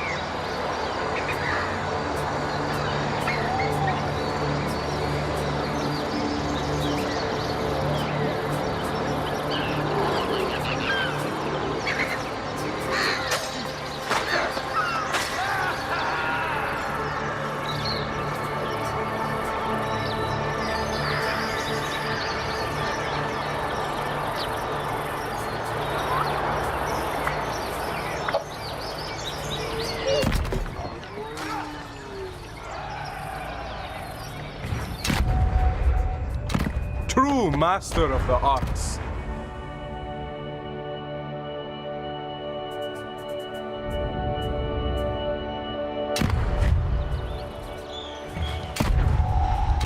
True master of the arts.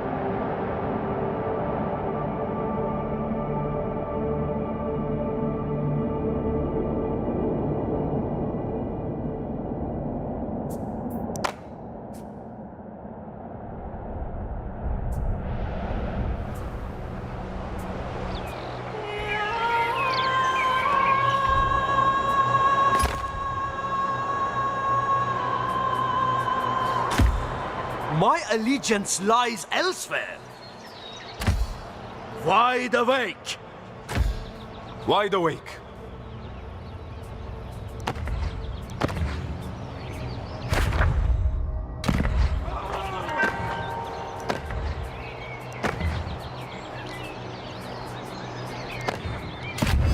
You are in this court by my grace only.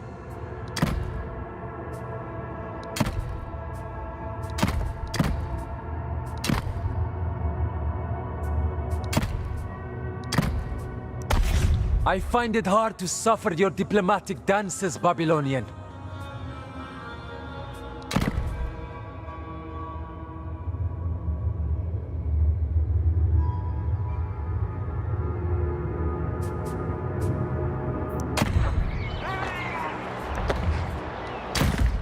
I am prepared.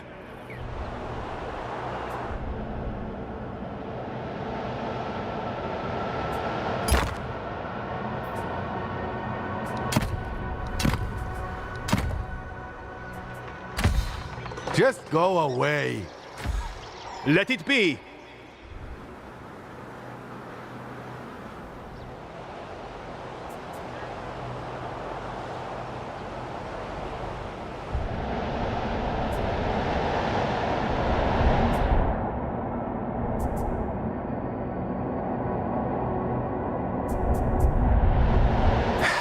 Fate is so fickle these days.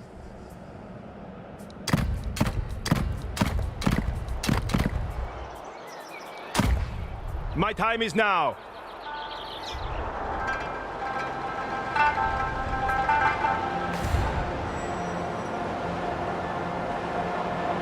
Share your visions of the future with me.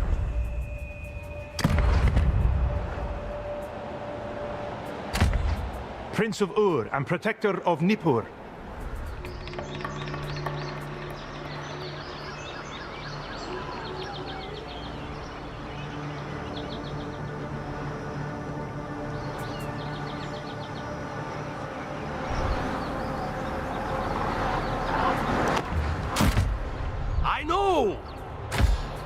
What will fate bring?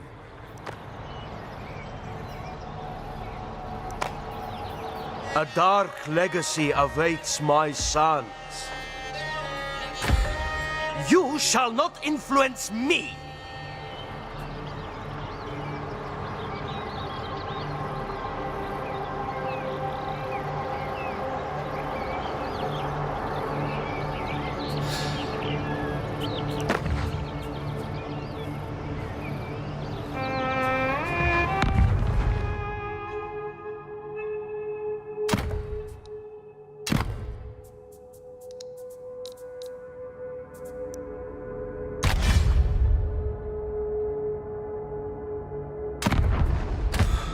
I am destined to rule.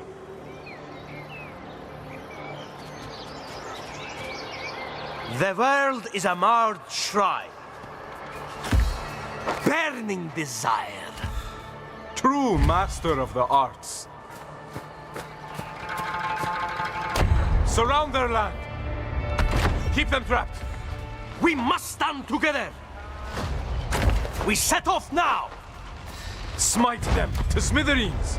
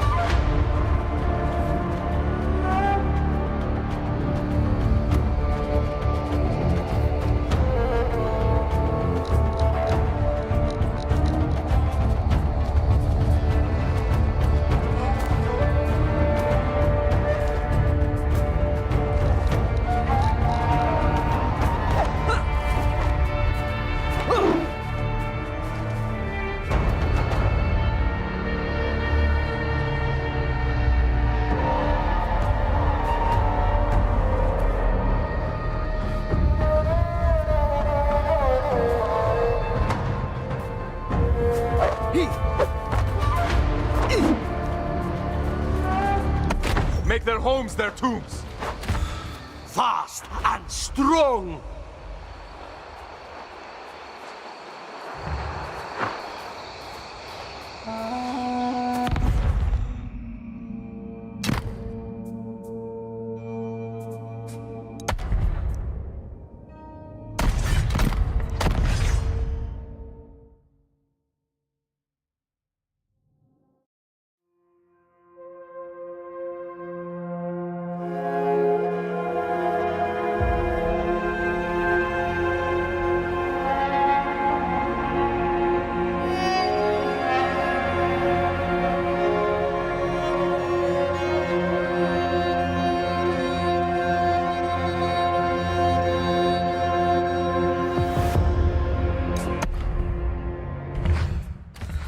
I shall bring a new era to the whole world.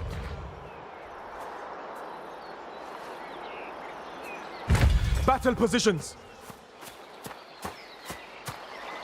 Block all approaches. I shall bring a new era to the whole world. Smite them to smithereens.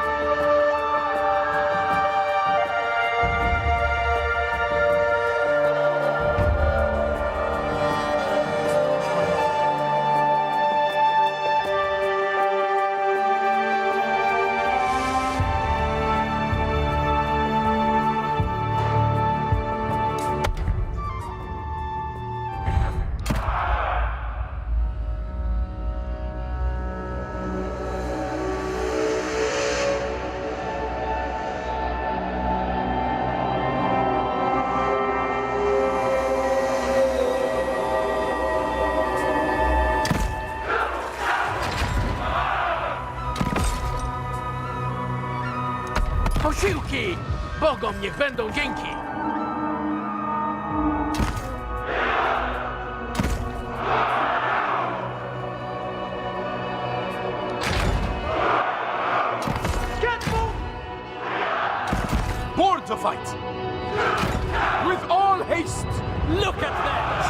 Zwycięstwo jest w zasięgu ręki!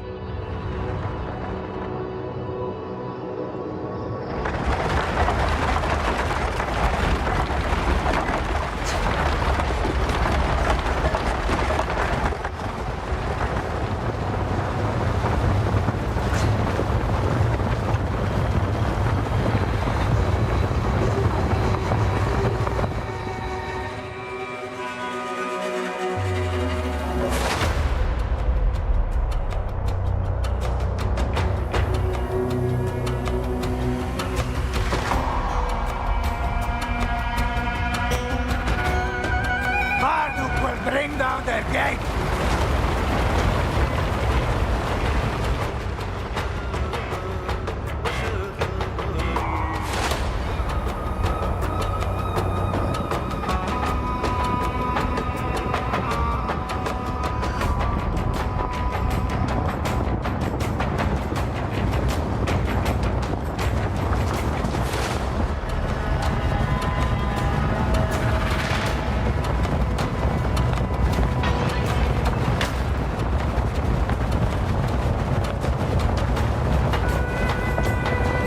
Babylon will be better off without them!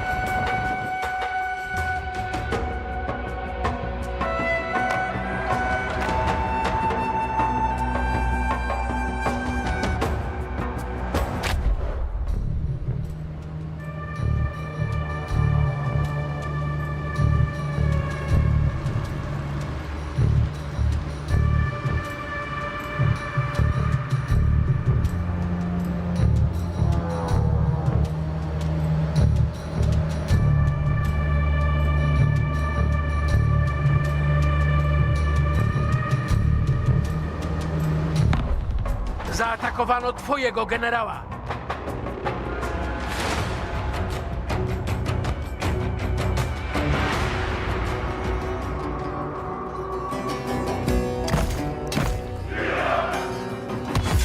Swing at them! Slingers attack!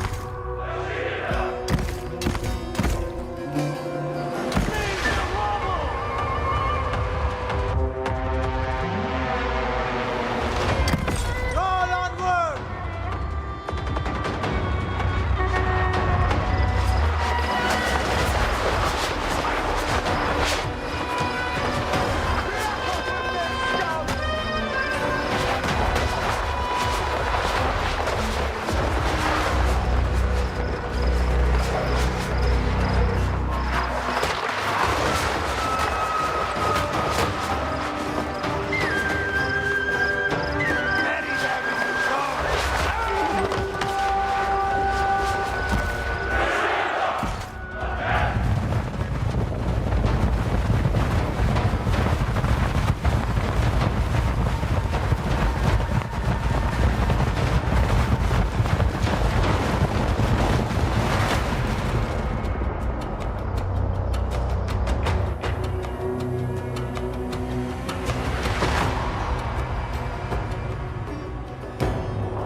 They cannot keep us out forever!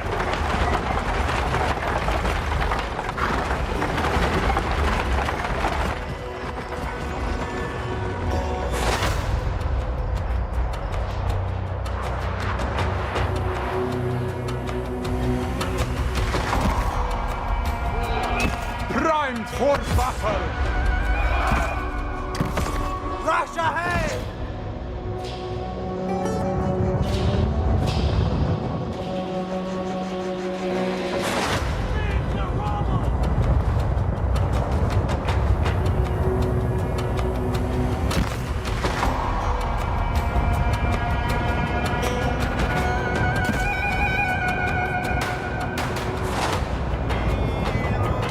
No hesitation! Fight with pride!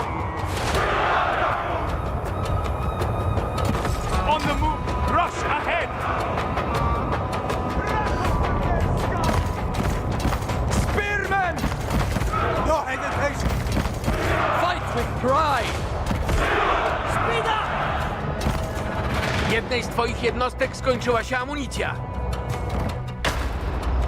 Ashur have mercy on your soul!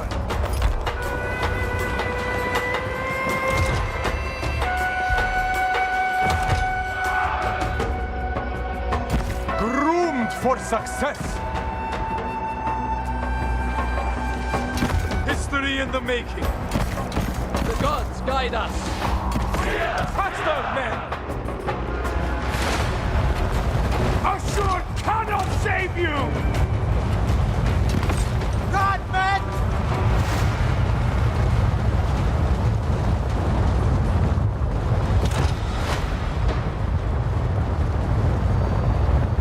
For the homeland!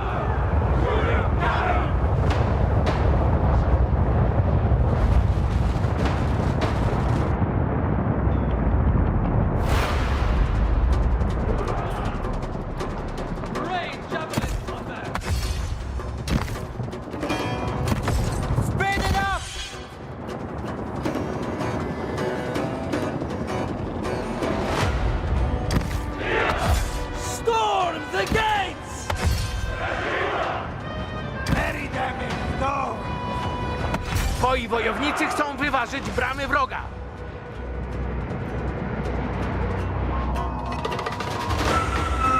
Fight with pride. On, run, men! Prime for battle! With all your strength!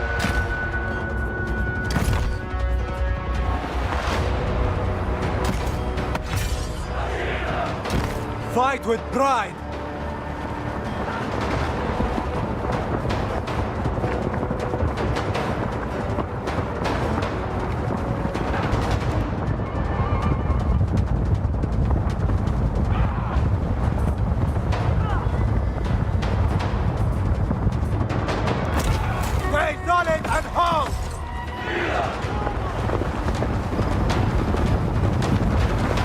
My blade is ready.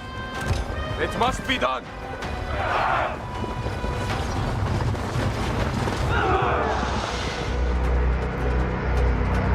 Honor the gods! Twoi wojownicy chcą wyważyć bramy wroga.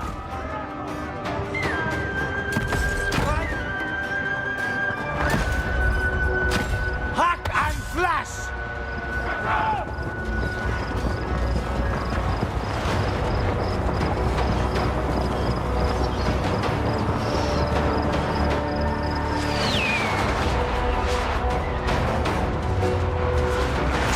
Brama wroga zdobyta.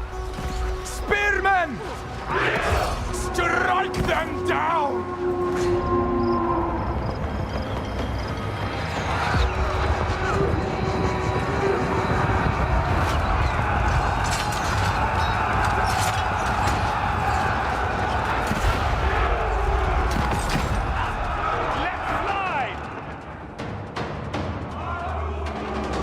Udało ci się zdobyć bramę.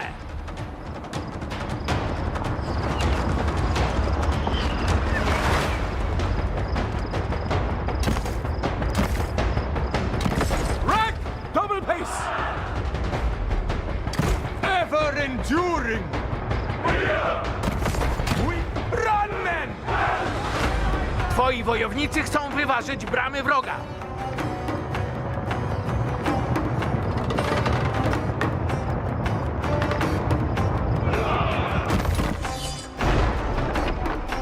Hero of the Twin Rivers! Guts and glory!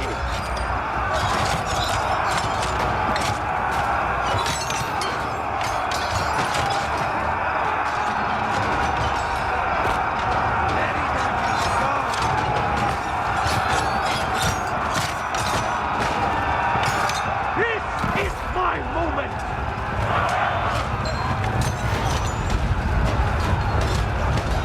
Twoi wojownicy tracą ducha walki. No hesitation!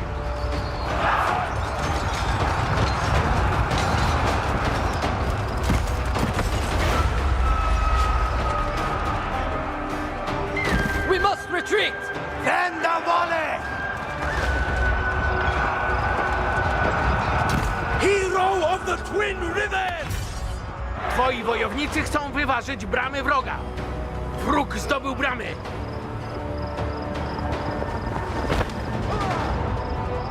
Fierce warrior spirits!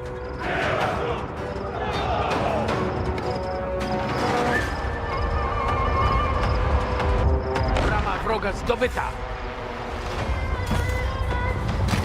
Missile weapons!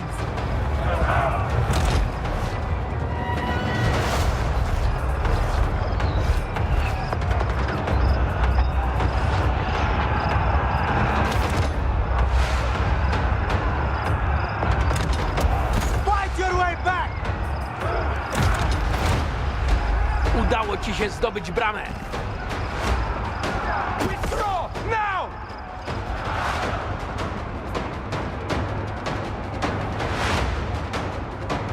We must retreat! Get to that site!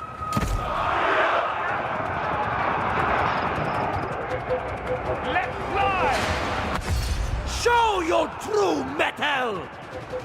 Twoi wojownicy tracą ducha walki. Withdraw! Now!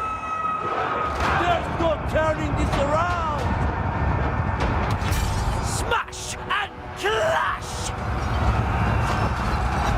Wróg zdobył bramy.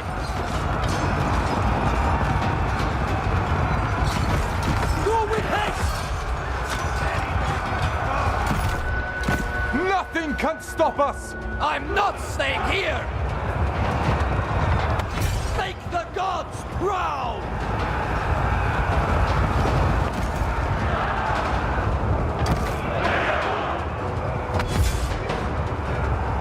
Marduk has abandoned us!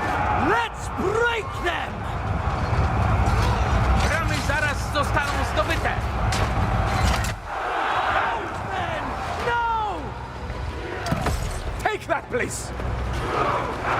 No! Death will not take me! Onwards!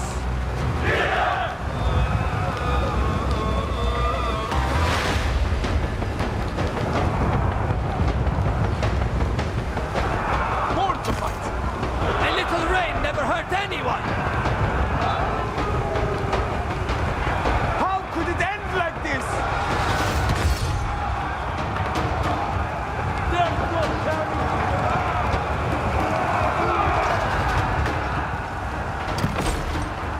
Udało ci się zdobyć bramę. Proceed, soldiers! Get back!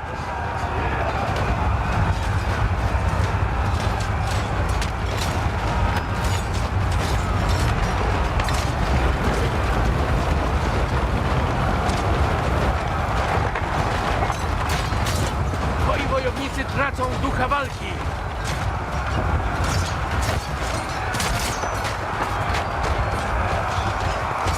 We must retreat! Victory beckons. Stir your legs! Aim for their wounds! How can we win? I'm not staying here. Earth and sky!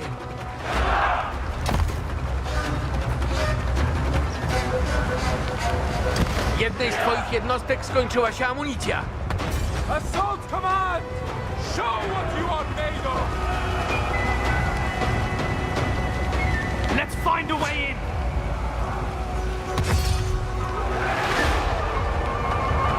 No! Death will not take me!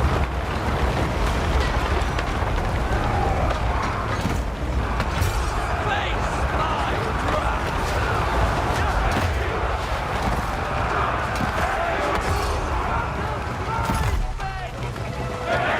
Twoi wojownicy tracą ducha walki.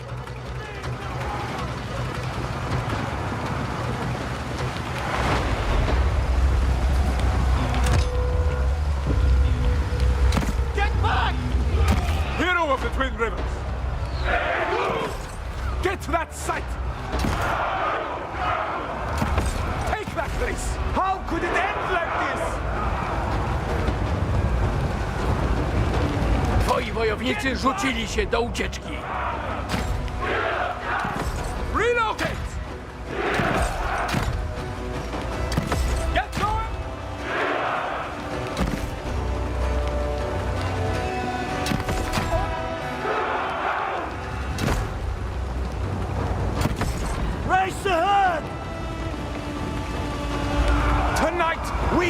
ransack their homes! Jednej z twoich jednostek skończyła się amunicja.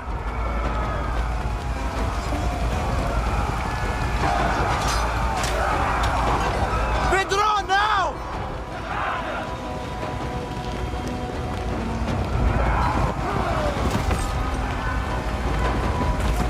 Marduk has abandoned us! Twoi wojownicy tracą ducha walki.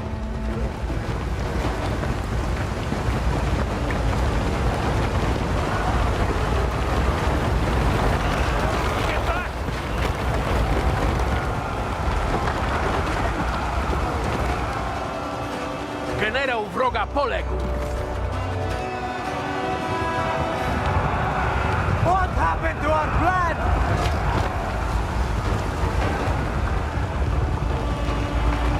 Eyes wide open! Get that sight! Claim that Wróg stracił punkt zwycięstwa. There's no turning this around!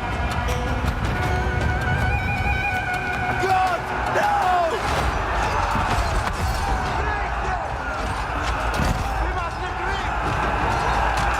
No! Death will not take me! Embrace your fury! I'm not staying here!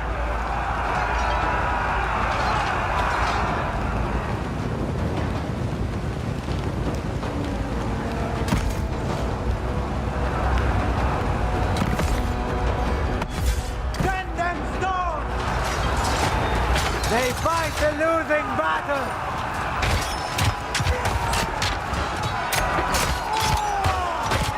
Udało ci się zdobyć wieżę przeciwnika.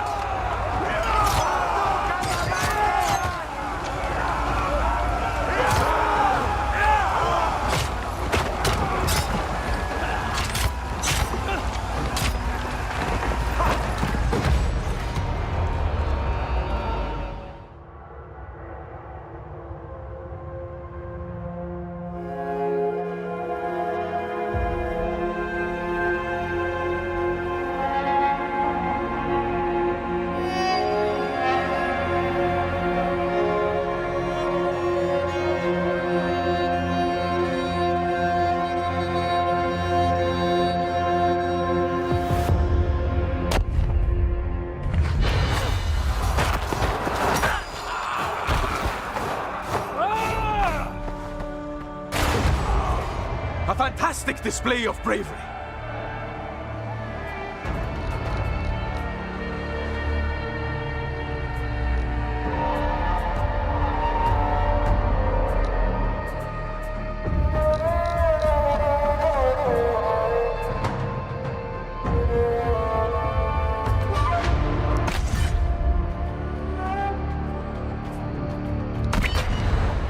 Maintain discipline inside, soldiers!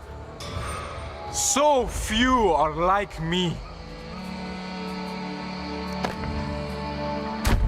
I shall bring a new era to the whole world.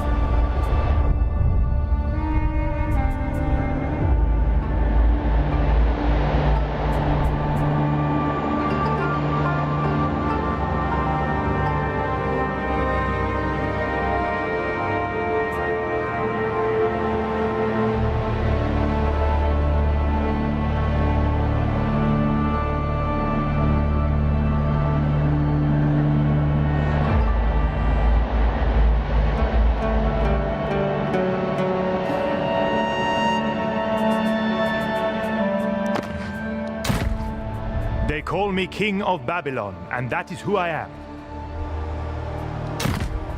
I shall bring a new era to the whole world. We must stand together. Take enough supplies.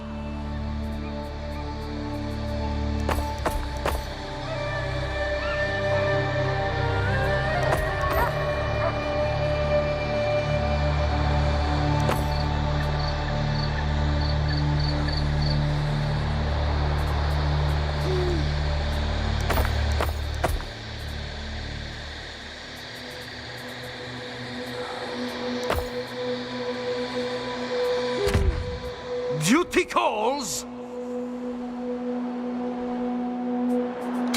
We will march.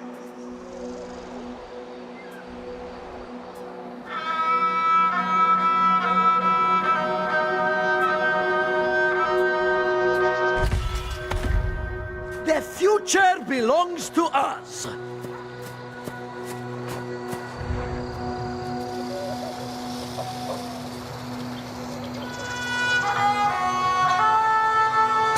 I will inspect the barracks myself.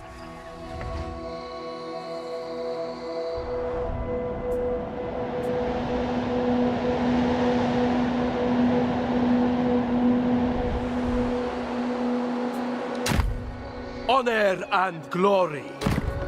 They chose me and I agreed.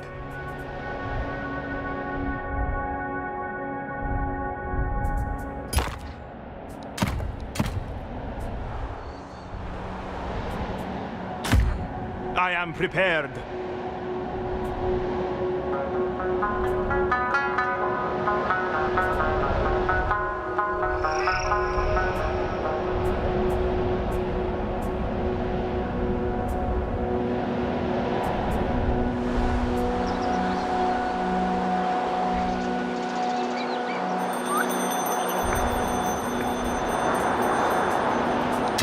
Men, return to order.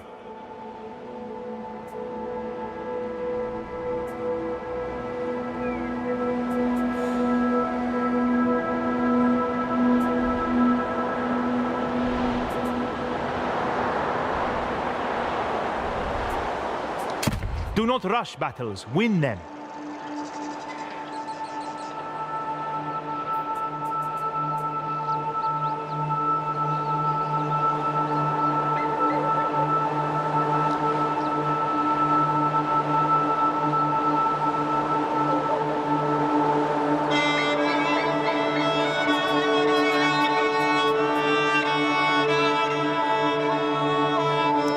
Gather the troops.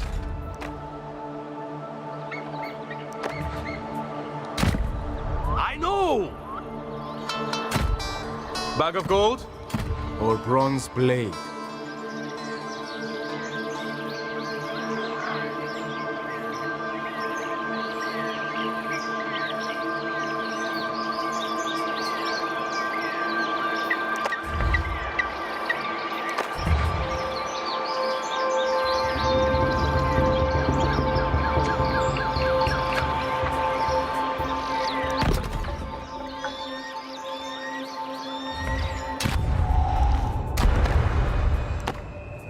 Are you ready to hear the latest news?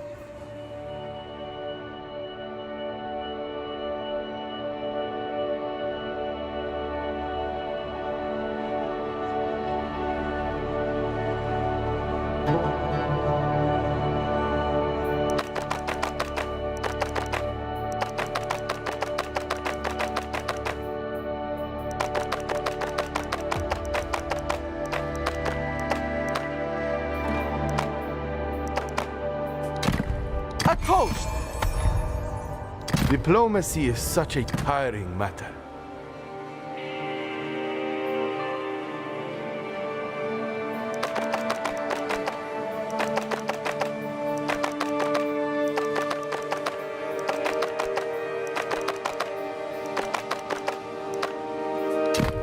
Offer accepted.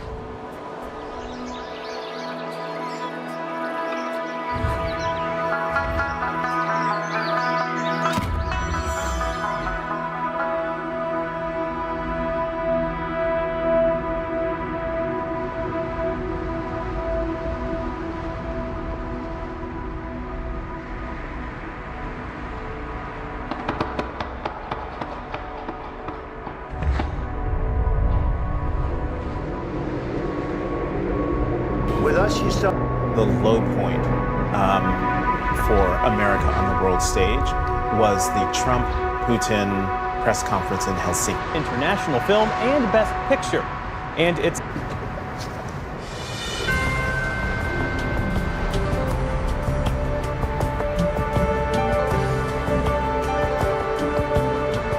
the Brazilian film I'm Still Here will be vying this weekend for Oscars for Best International Film and Best Picture.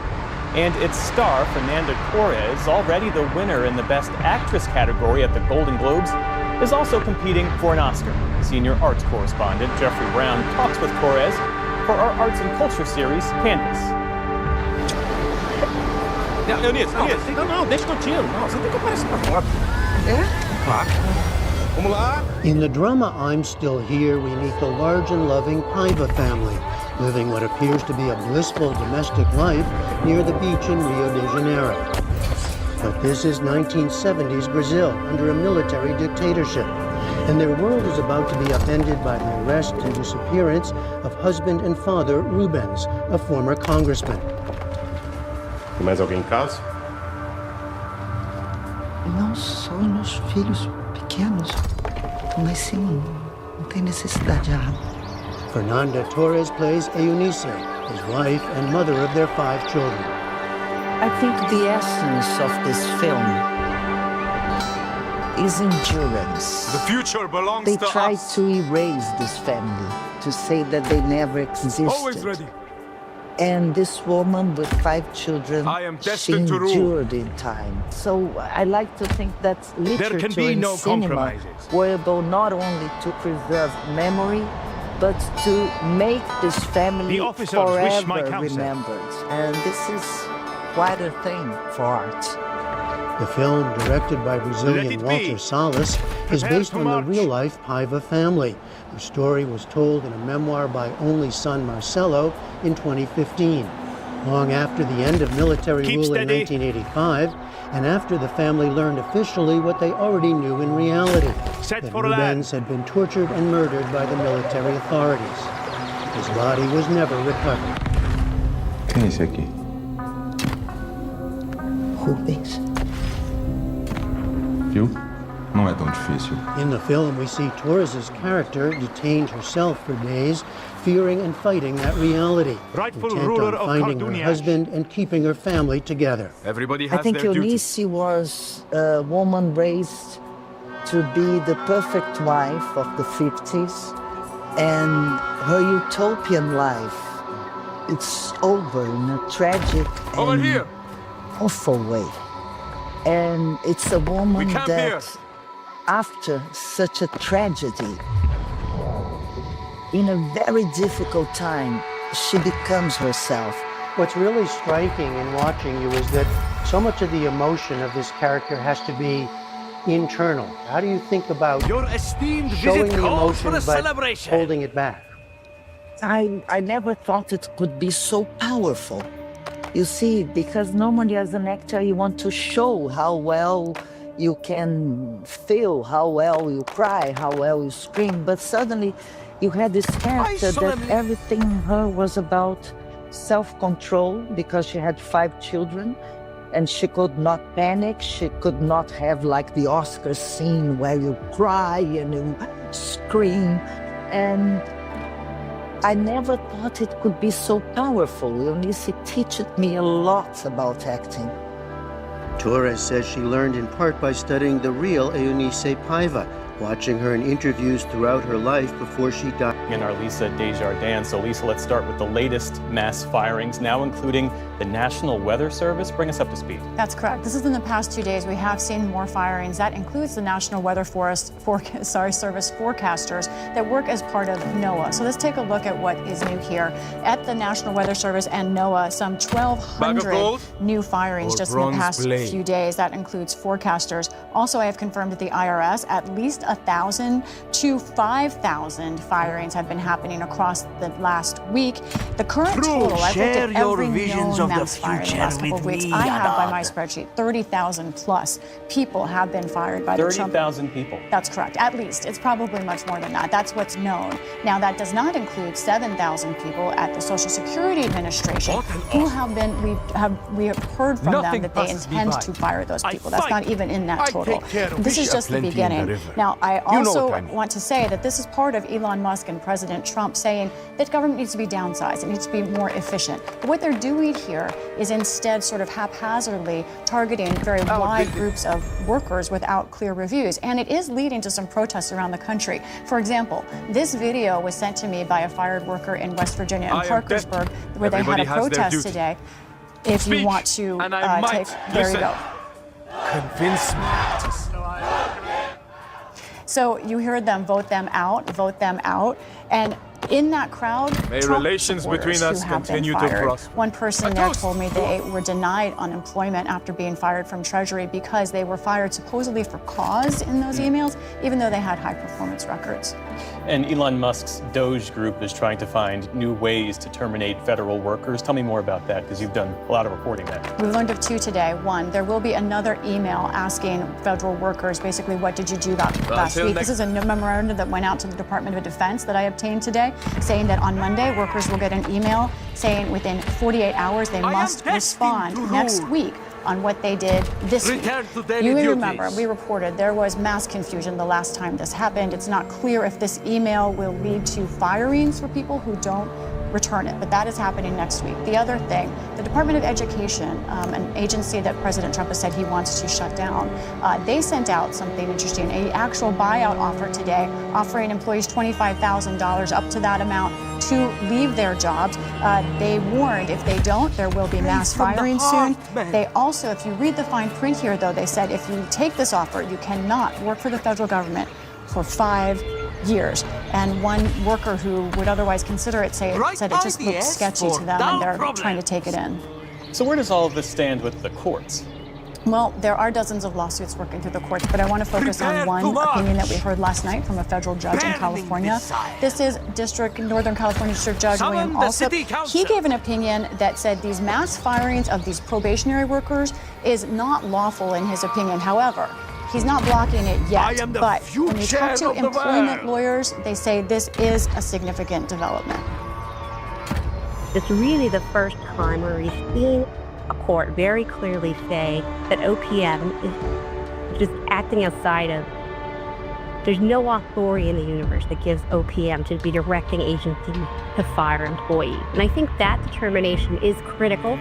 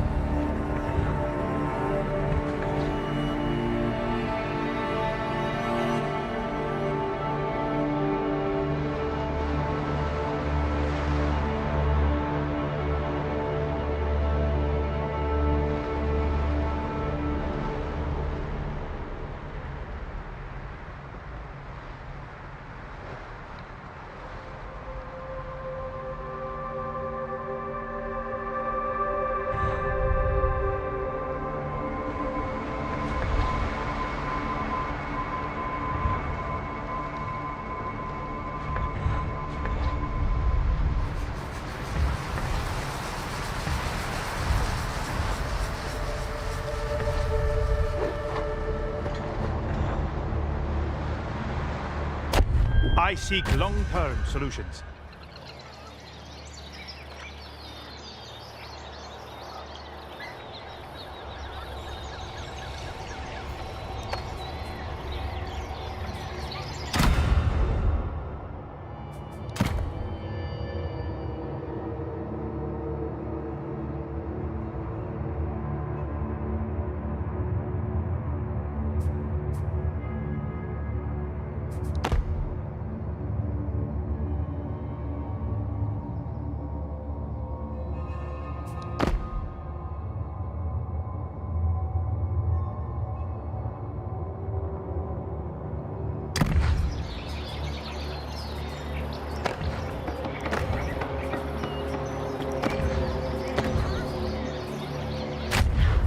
wide awake!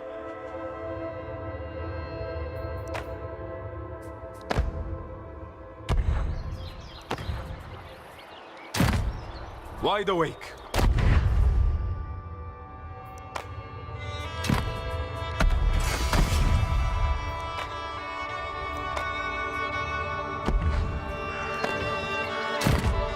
Calm and steady.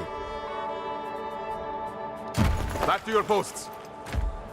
Prince of Ur and Protector of Nippur.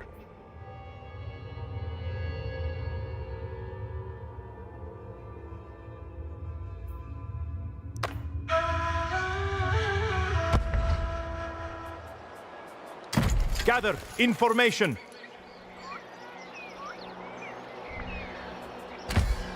True master of the arts.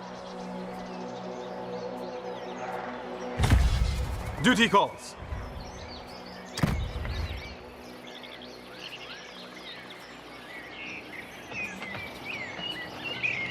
Sound marching horns.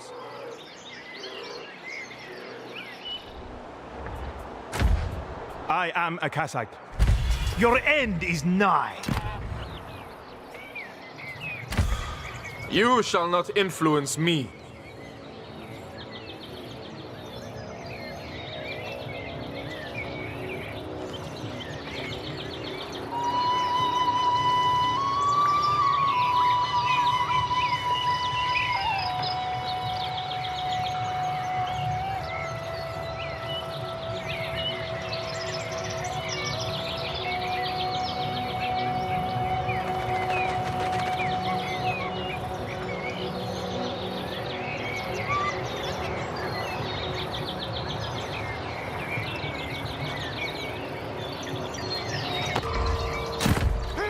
Babylon endures. Just go away. They chose me and I agreed. True master of the arts. There can be no compromises.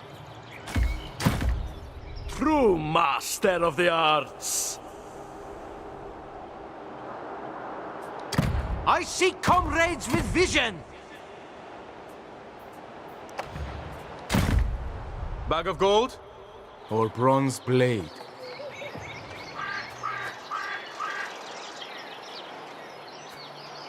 Explore the region. Rightful ruler of Karduniash.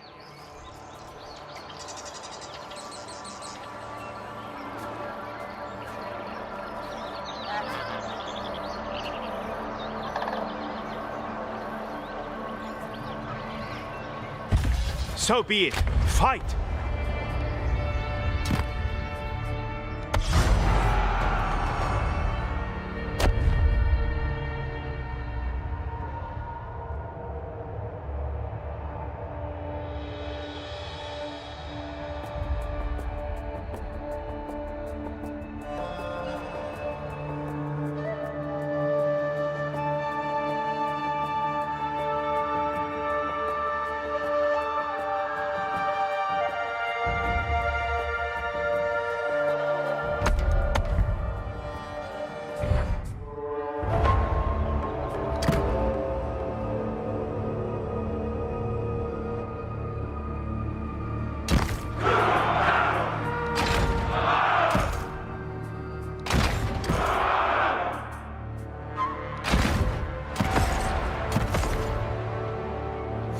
Everything we trained for! Chariot!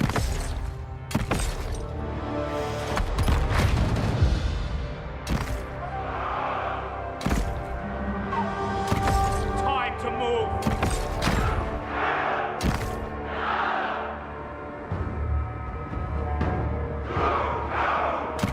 On we go! Swift as the wind! They should have brought more power!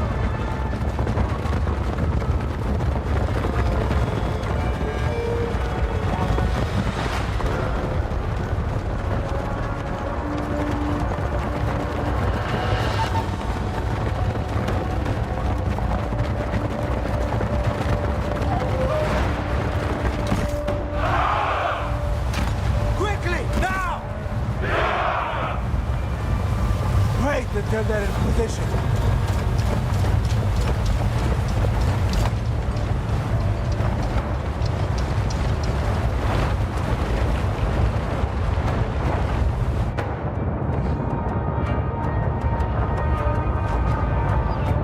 Twoje ukryte jednostki zostały ujawnione. Put their eyes out! Over there, move! Here is our enemy!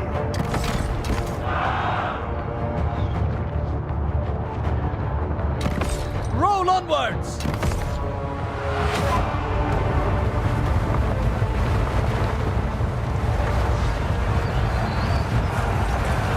Like fish in a pond.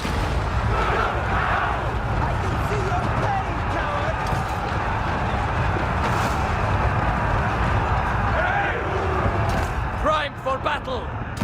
Chariots into play! Blaze onwards! Servant of Marduk, king of Babylon. We must waste no time! This is how you die! Drive us onwards!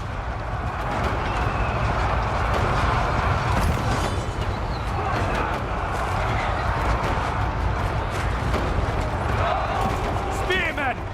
Stand strong, my brothers! Nothing can stop us!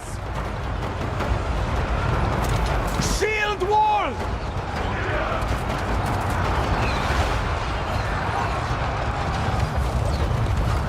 Twoi wojownicy tracą ducha walki.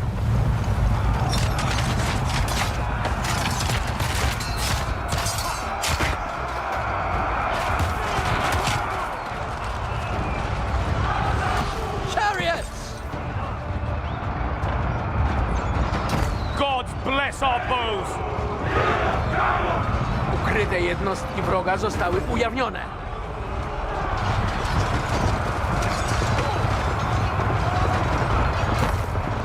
Ready and alert. We have them trembling! Face my wrath! I was born for this! Embrace your fury! There's no hope! I'm not staying here!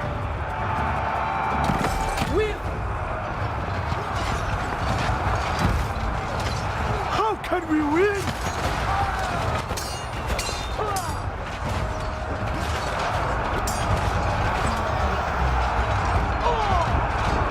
Fight with pride!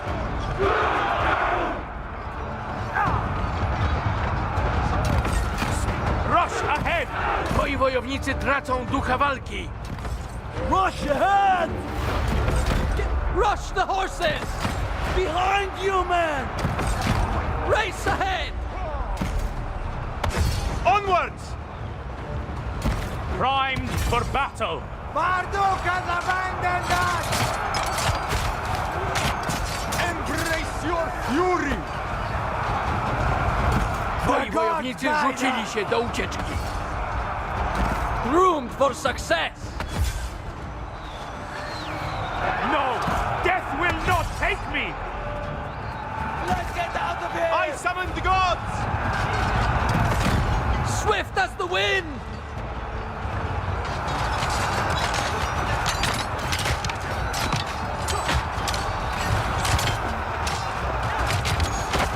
I will not die here!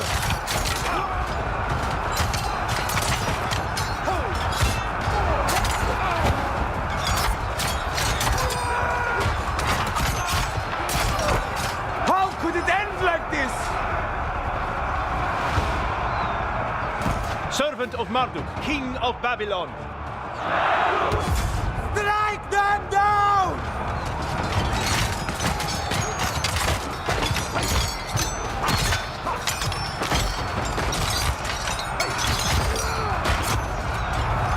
Send the volley!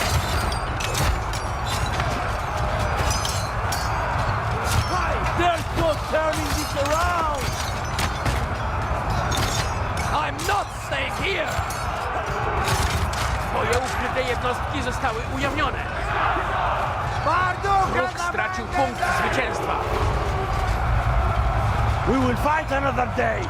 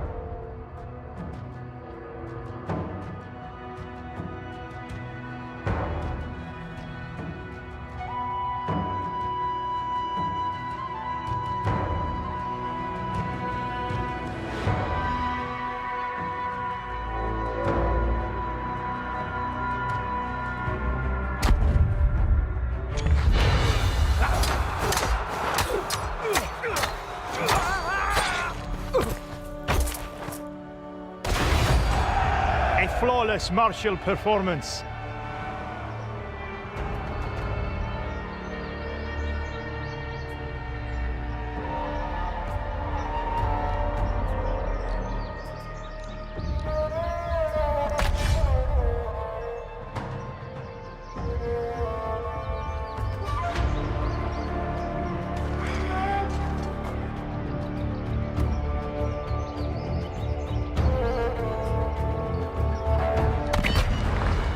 This city is ours now.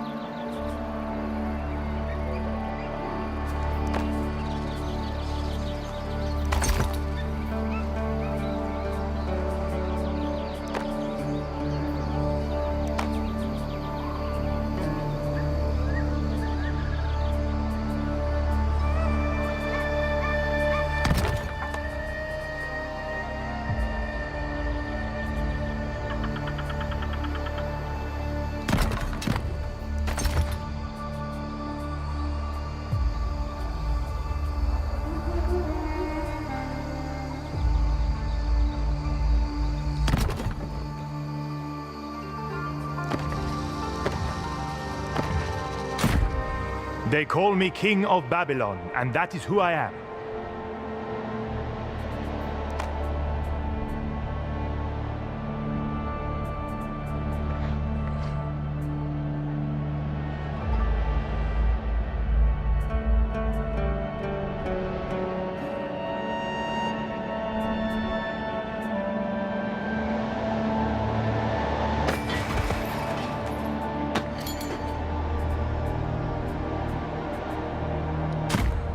There can be no compromises.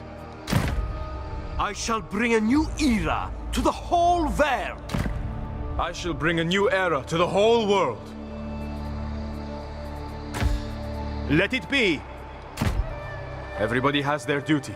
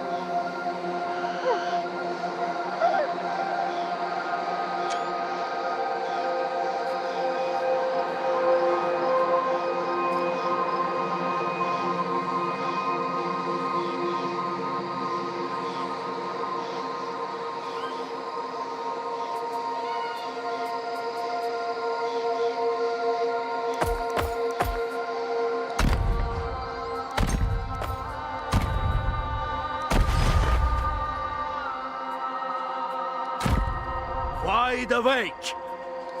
Soldiers, join with me!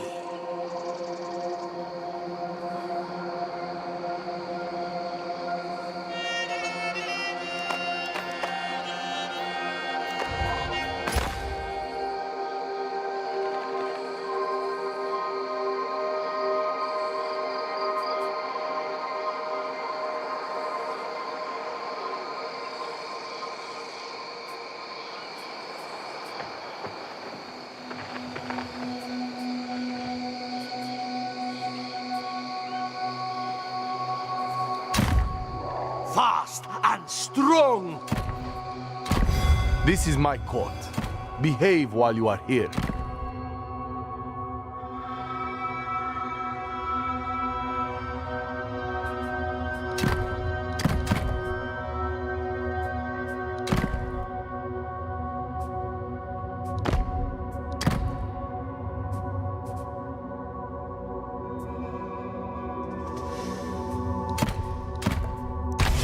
Use fewer words, Babylonian.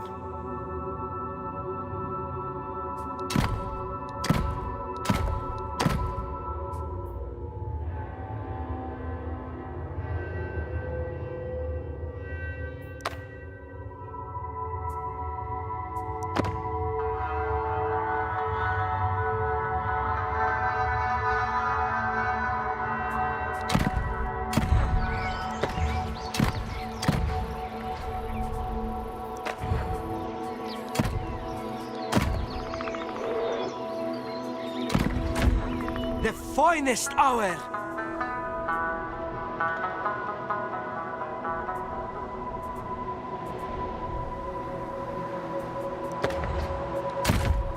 I am a Kassite.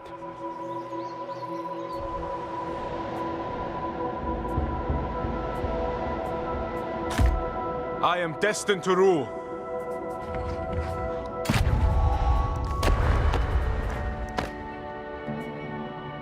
Share your visions of the future with me, Adad.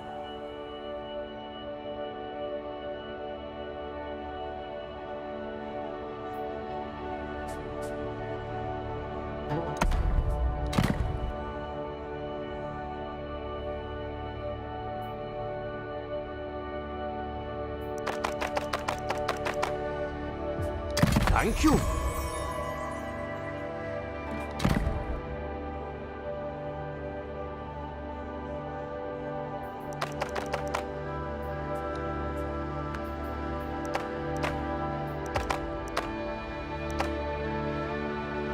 Such dear. Everybody has their duty.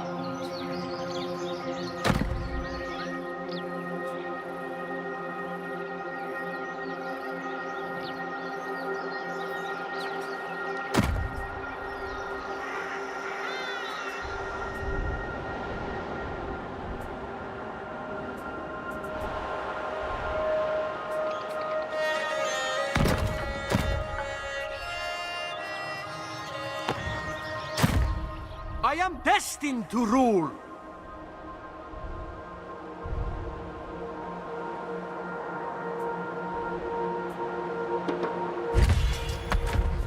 We must stand together. Duty calls.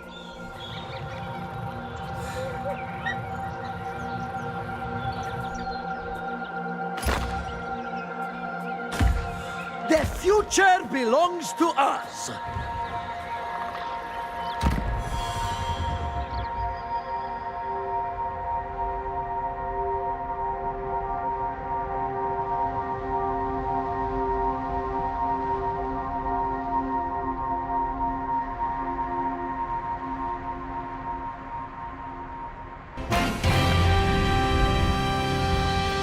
Good evening. I'm Jeff Bennett. And I'm Amna Nawaz. On the NewsHour tonight. You're not in a good position. As Lisa mentioned, hundreds is that they have years, and one worker who would otherwise consider it said it just looked sketchy to them, and they're trying to take it in. So where does all of this stand with the courts? Well, there are dozens of lawsuits working through the courts, but I want to focus on one opinion that we heard last night from a federal judge in California. This is Northern California District Judge William Alsup.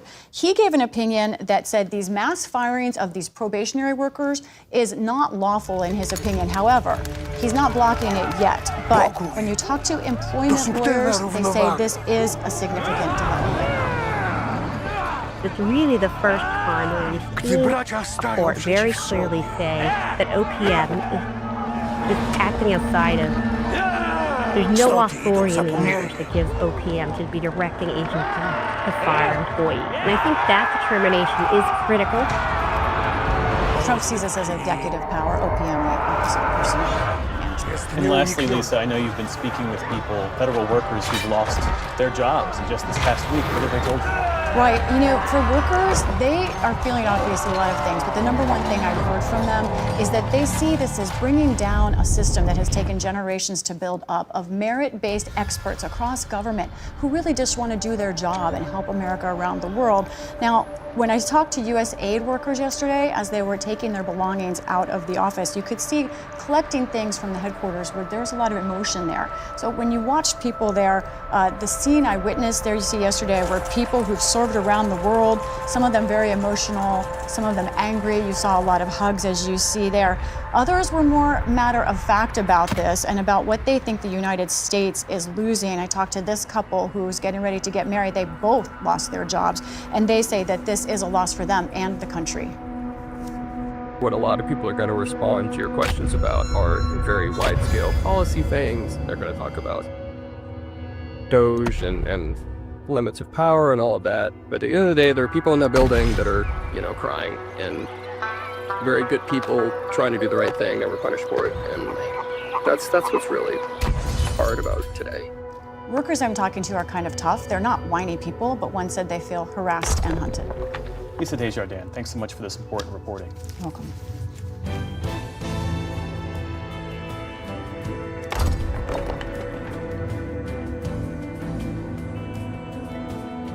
As Lisa mentioned, hundreds of staff have been laid off at NOAA, the National Oceanic and Atmospheric Administration. That includes employees of the National Weather Service. And that's behind forecasts and severe weather alerts across the country. It also provides crucial data for scientists and meteorologists. To help us understand the potential impact, we're joined now by science correspondent Miles O'Brien. Miles, it's always great to see you. I have to say the National Weather Service is one of those things we almost take for granted, and there are other weather services out there. So why is this one so important? It is easy to take for granted, almost invisible in some ways, but it is truly the backbone of all weather forecasting in this country. It's freely available to all. Airlines, first responders, farmers, fishermen, all depend on these forecasts. They also issue crucial warnings for hurricanes, tornadoes, floods, even tsunamis. And there are many services out there that add bells and whistles to this raw data, but they would be lost without the National Weather Service. Matthew Capucci is a senior meteorologist for one of those private services, MyRadar. Anytime your phone buzzes with a watch, a warning, a tornado warning, a flash flood warning, that comes from the National Weather Service. People sitting there watching the radar nonstop and producing forecasts as well. It's estimated that the Weather Service costs taxpayers about $1.3, $1.4 billion, but gives a 50-plus fold return on investment given how much of the economy is tied to weather forecasts. Miles, there are already cuts in personnel and expertise being made. There's some people posting about routine weather balloon in Alaska, for example, that's not going up. How important is that? The weather balloon in Alaska story is an interesting one. It seems sort of inconsequential, but it's crucial. That's an important part of the world for the weather. It's where cold air and warm air combine. Satellites are limited there because of the cloud cover. And balloons provide data which satellites can't. They produce temperature, humidity, and pressure as they rise up. And everything they learn there feeds the forecasts for the rest of North America. Here's more from Matt Capucci. Imagine going to bed not knowing if a tornado is coming your direction, but you're relying on these warnings that come from the National Weather Service. Now imagine that office is short-staffed, they might not have enough people watching enough things all at once, and suddenly warning quality is degraded. That has real-life implications that could, of course, in some cases, be very dire. So, Miles, these firings are all part of the government's efforts, it says, to cut bloat. Is there bloat to cut at the National Weather Service? Sure. The National Weather Service has 122 forecast offices, 13 regional centers, 9 national centers. They're all looking at the weather. There's a lot of duplication in all of that. But this is something that cries out for more of a scalpel than a sledgehammer in this case. and particularly in this case, the visit probationary workers. In some Are you cases, a these are political workers upstart? who are have a lot of experience and are transitioning to a new job in a probationary mode. But also importantly, young people, which are the lifeblood of these organizations, are obviously the probationary workers. And as you look toward a weather forecasting system that requires fewer people using artificial intelligence and other technology, it's precisely these young people that you want to have working for you, Amna. Science correspondent Miles O'Brien. Miles, it's always great to see you. Thank you so much. You're welcome, Amna.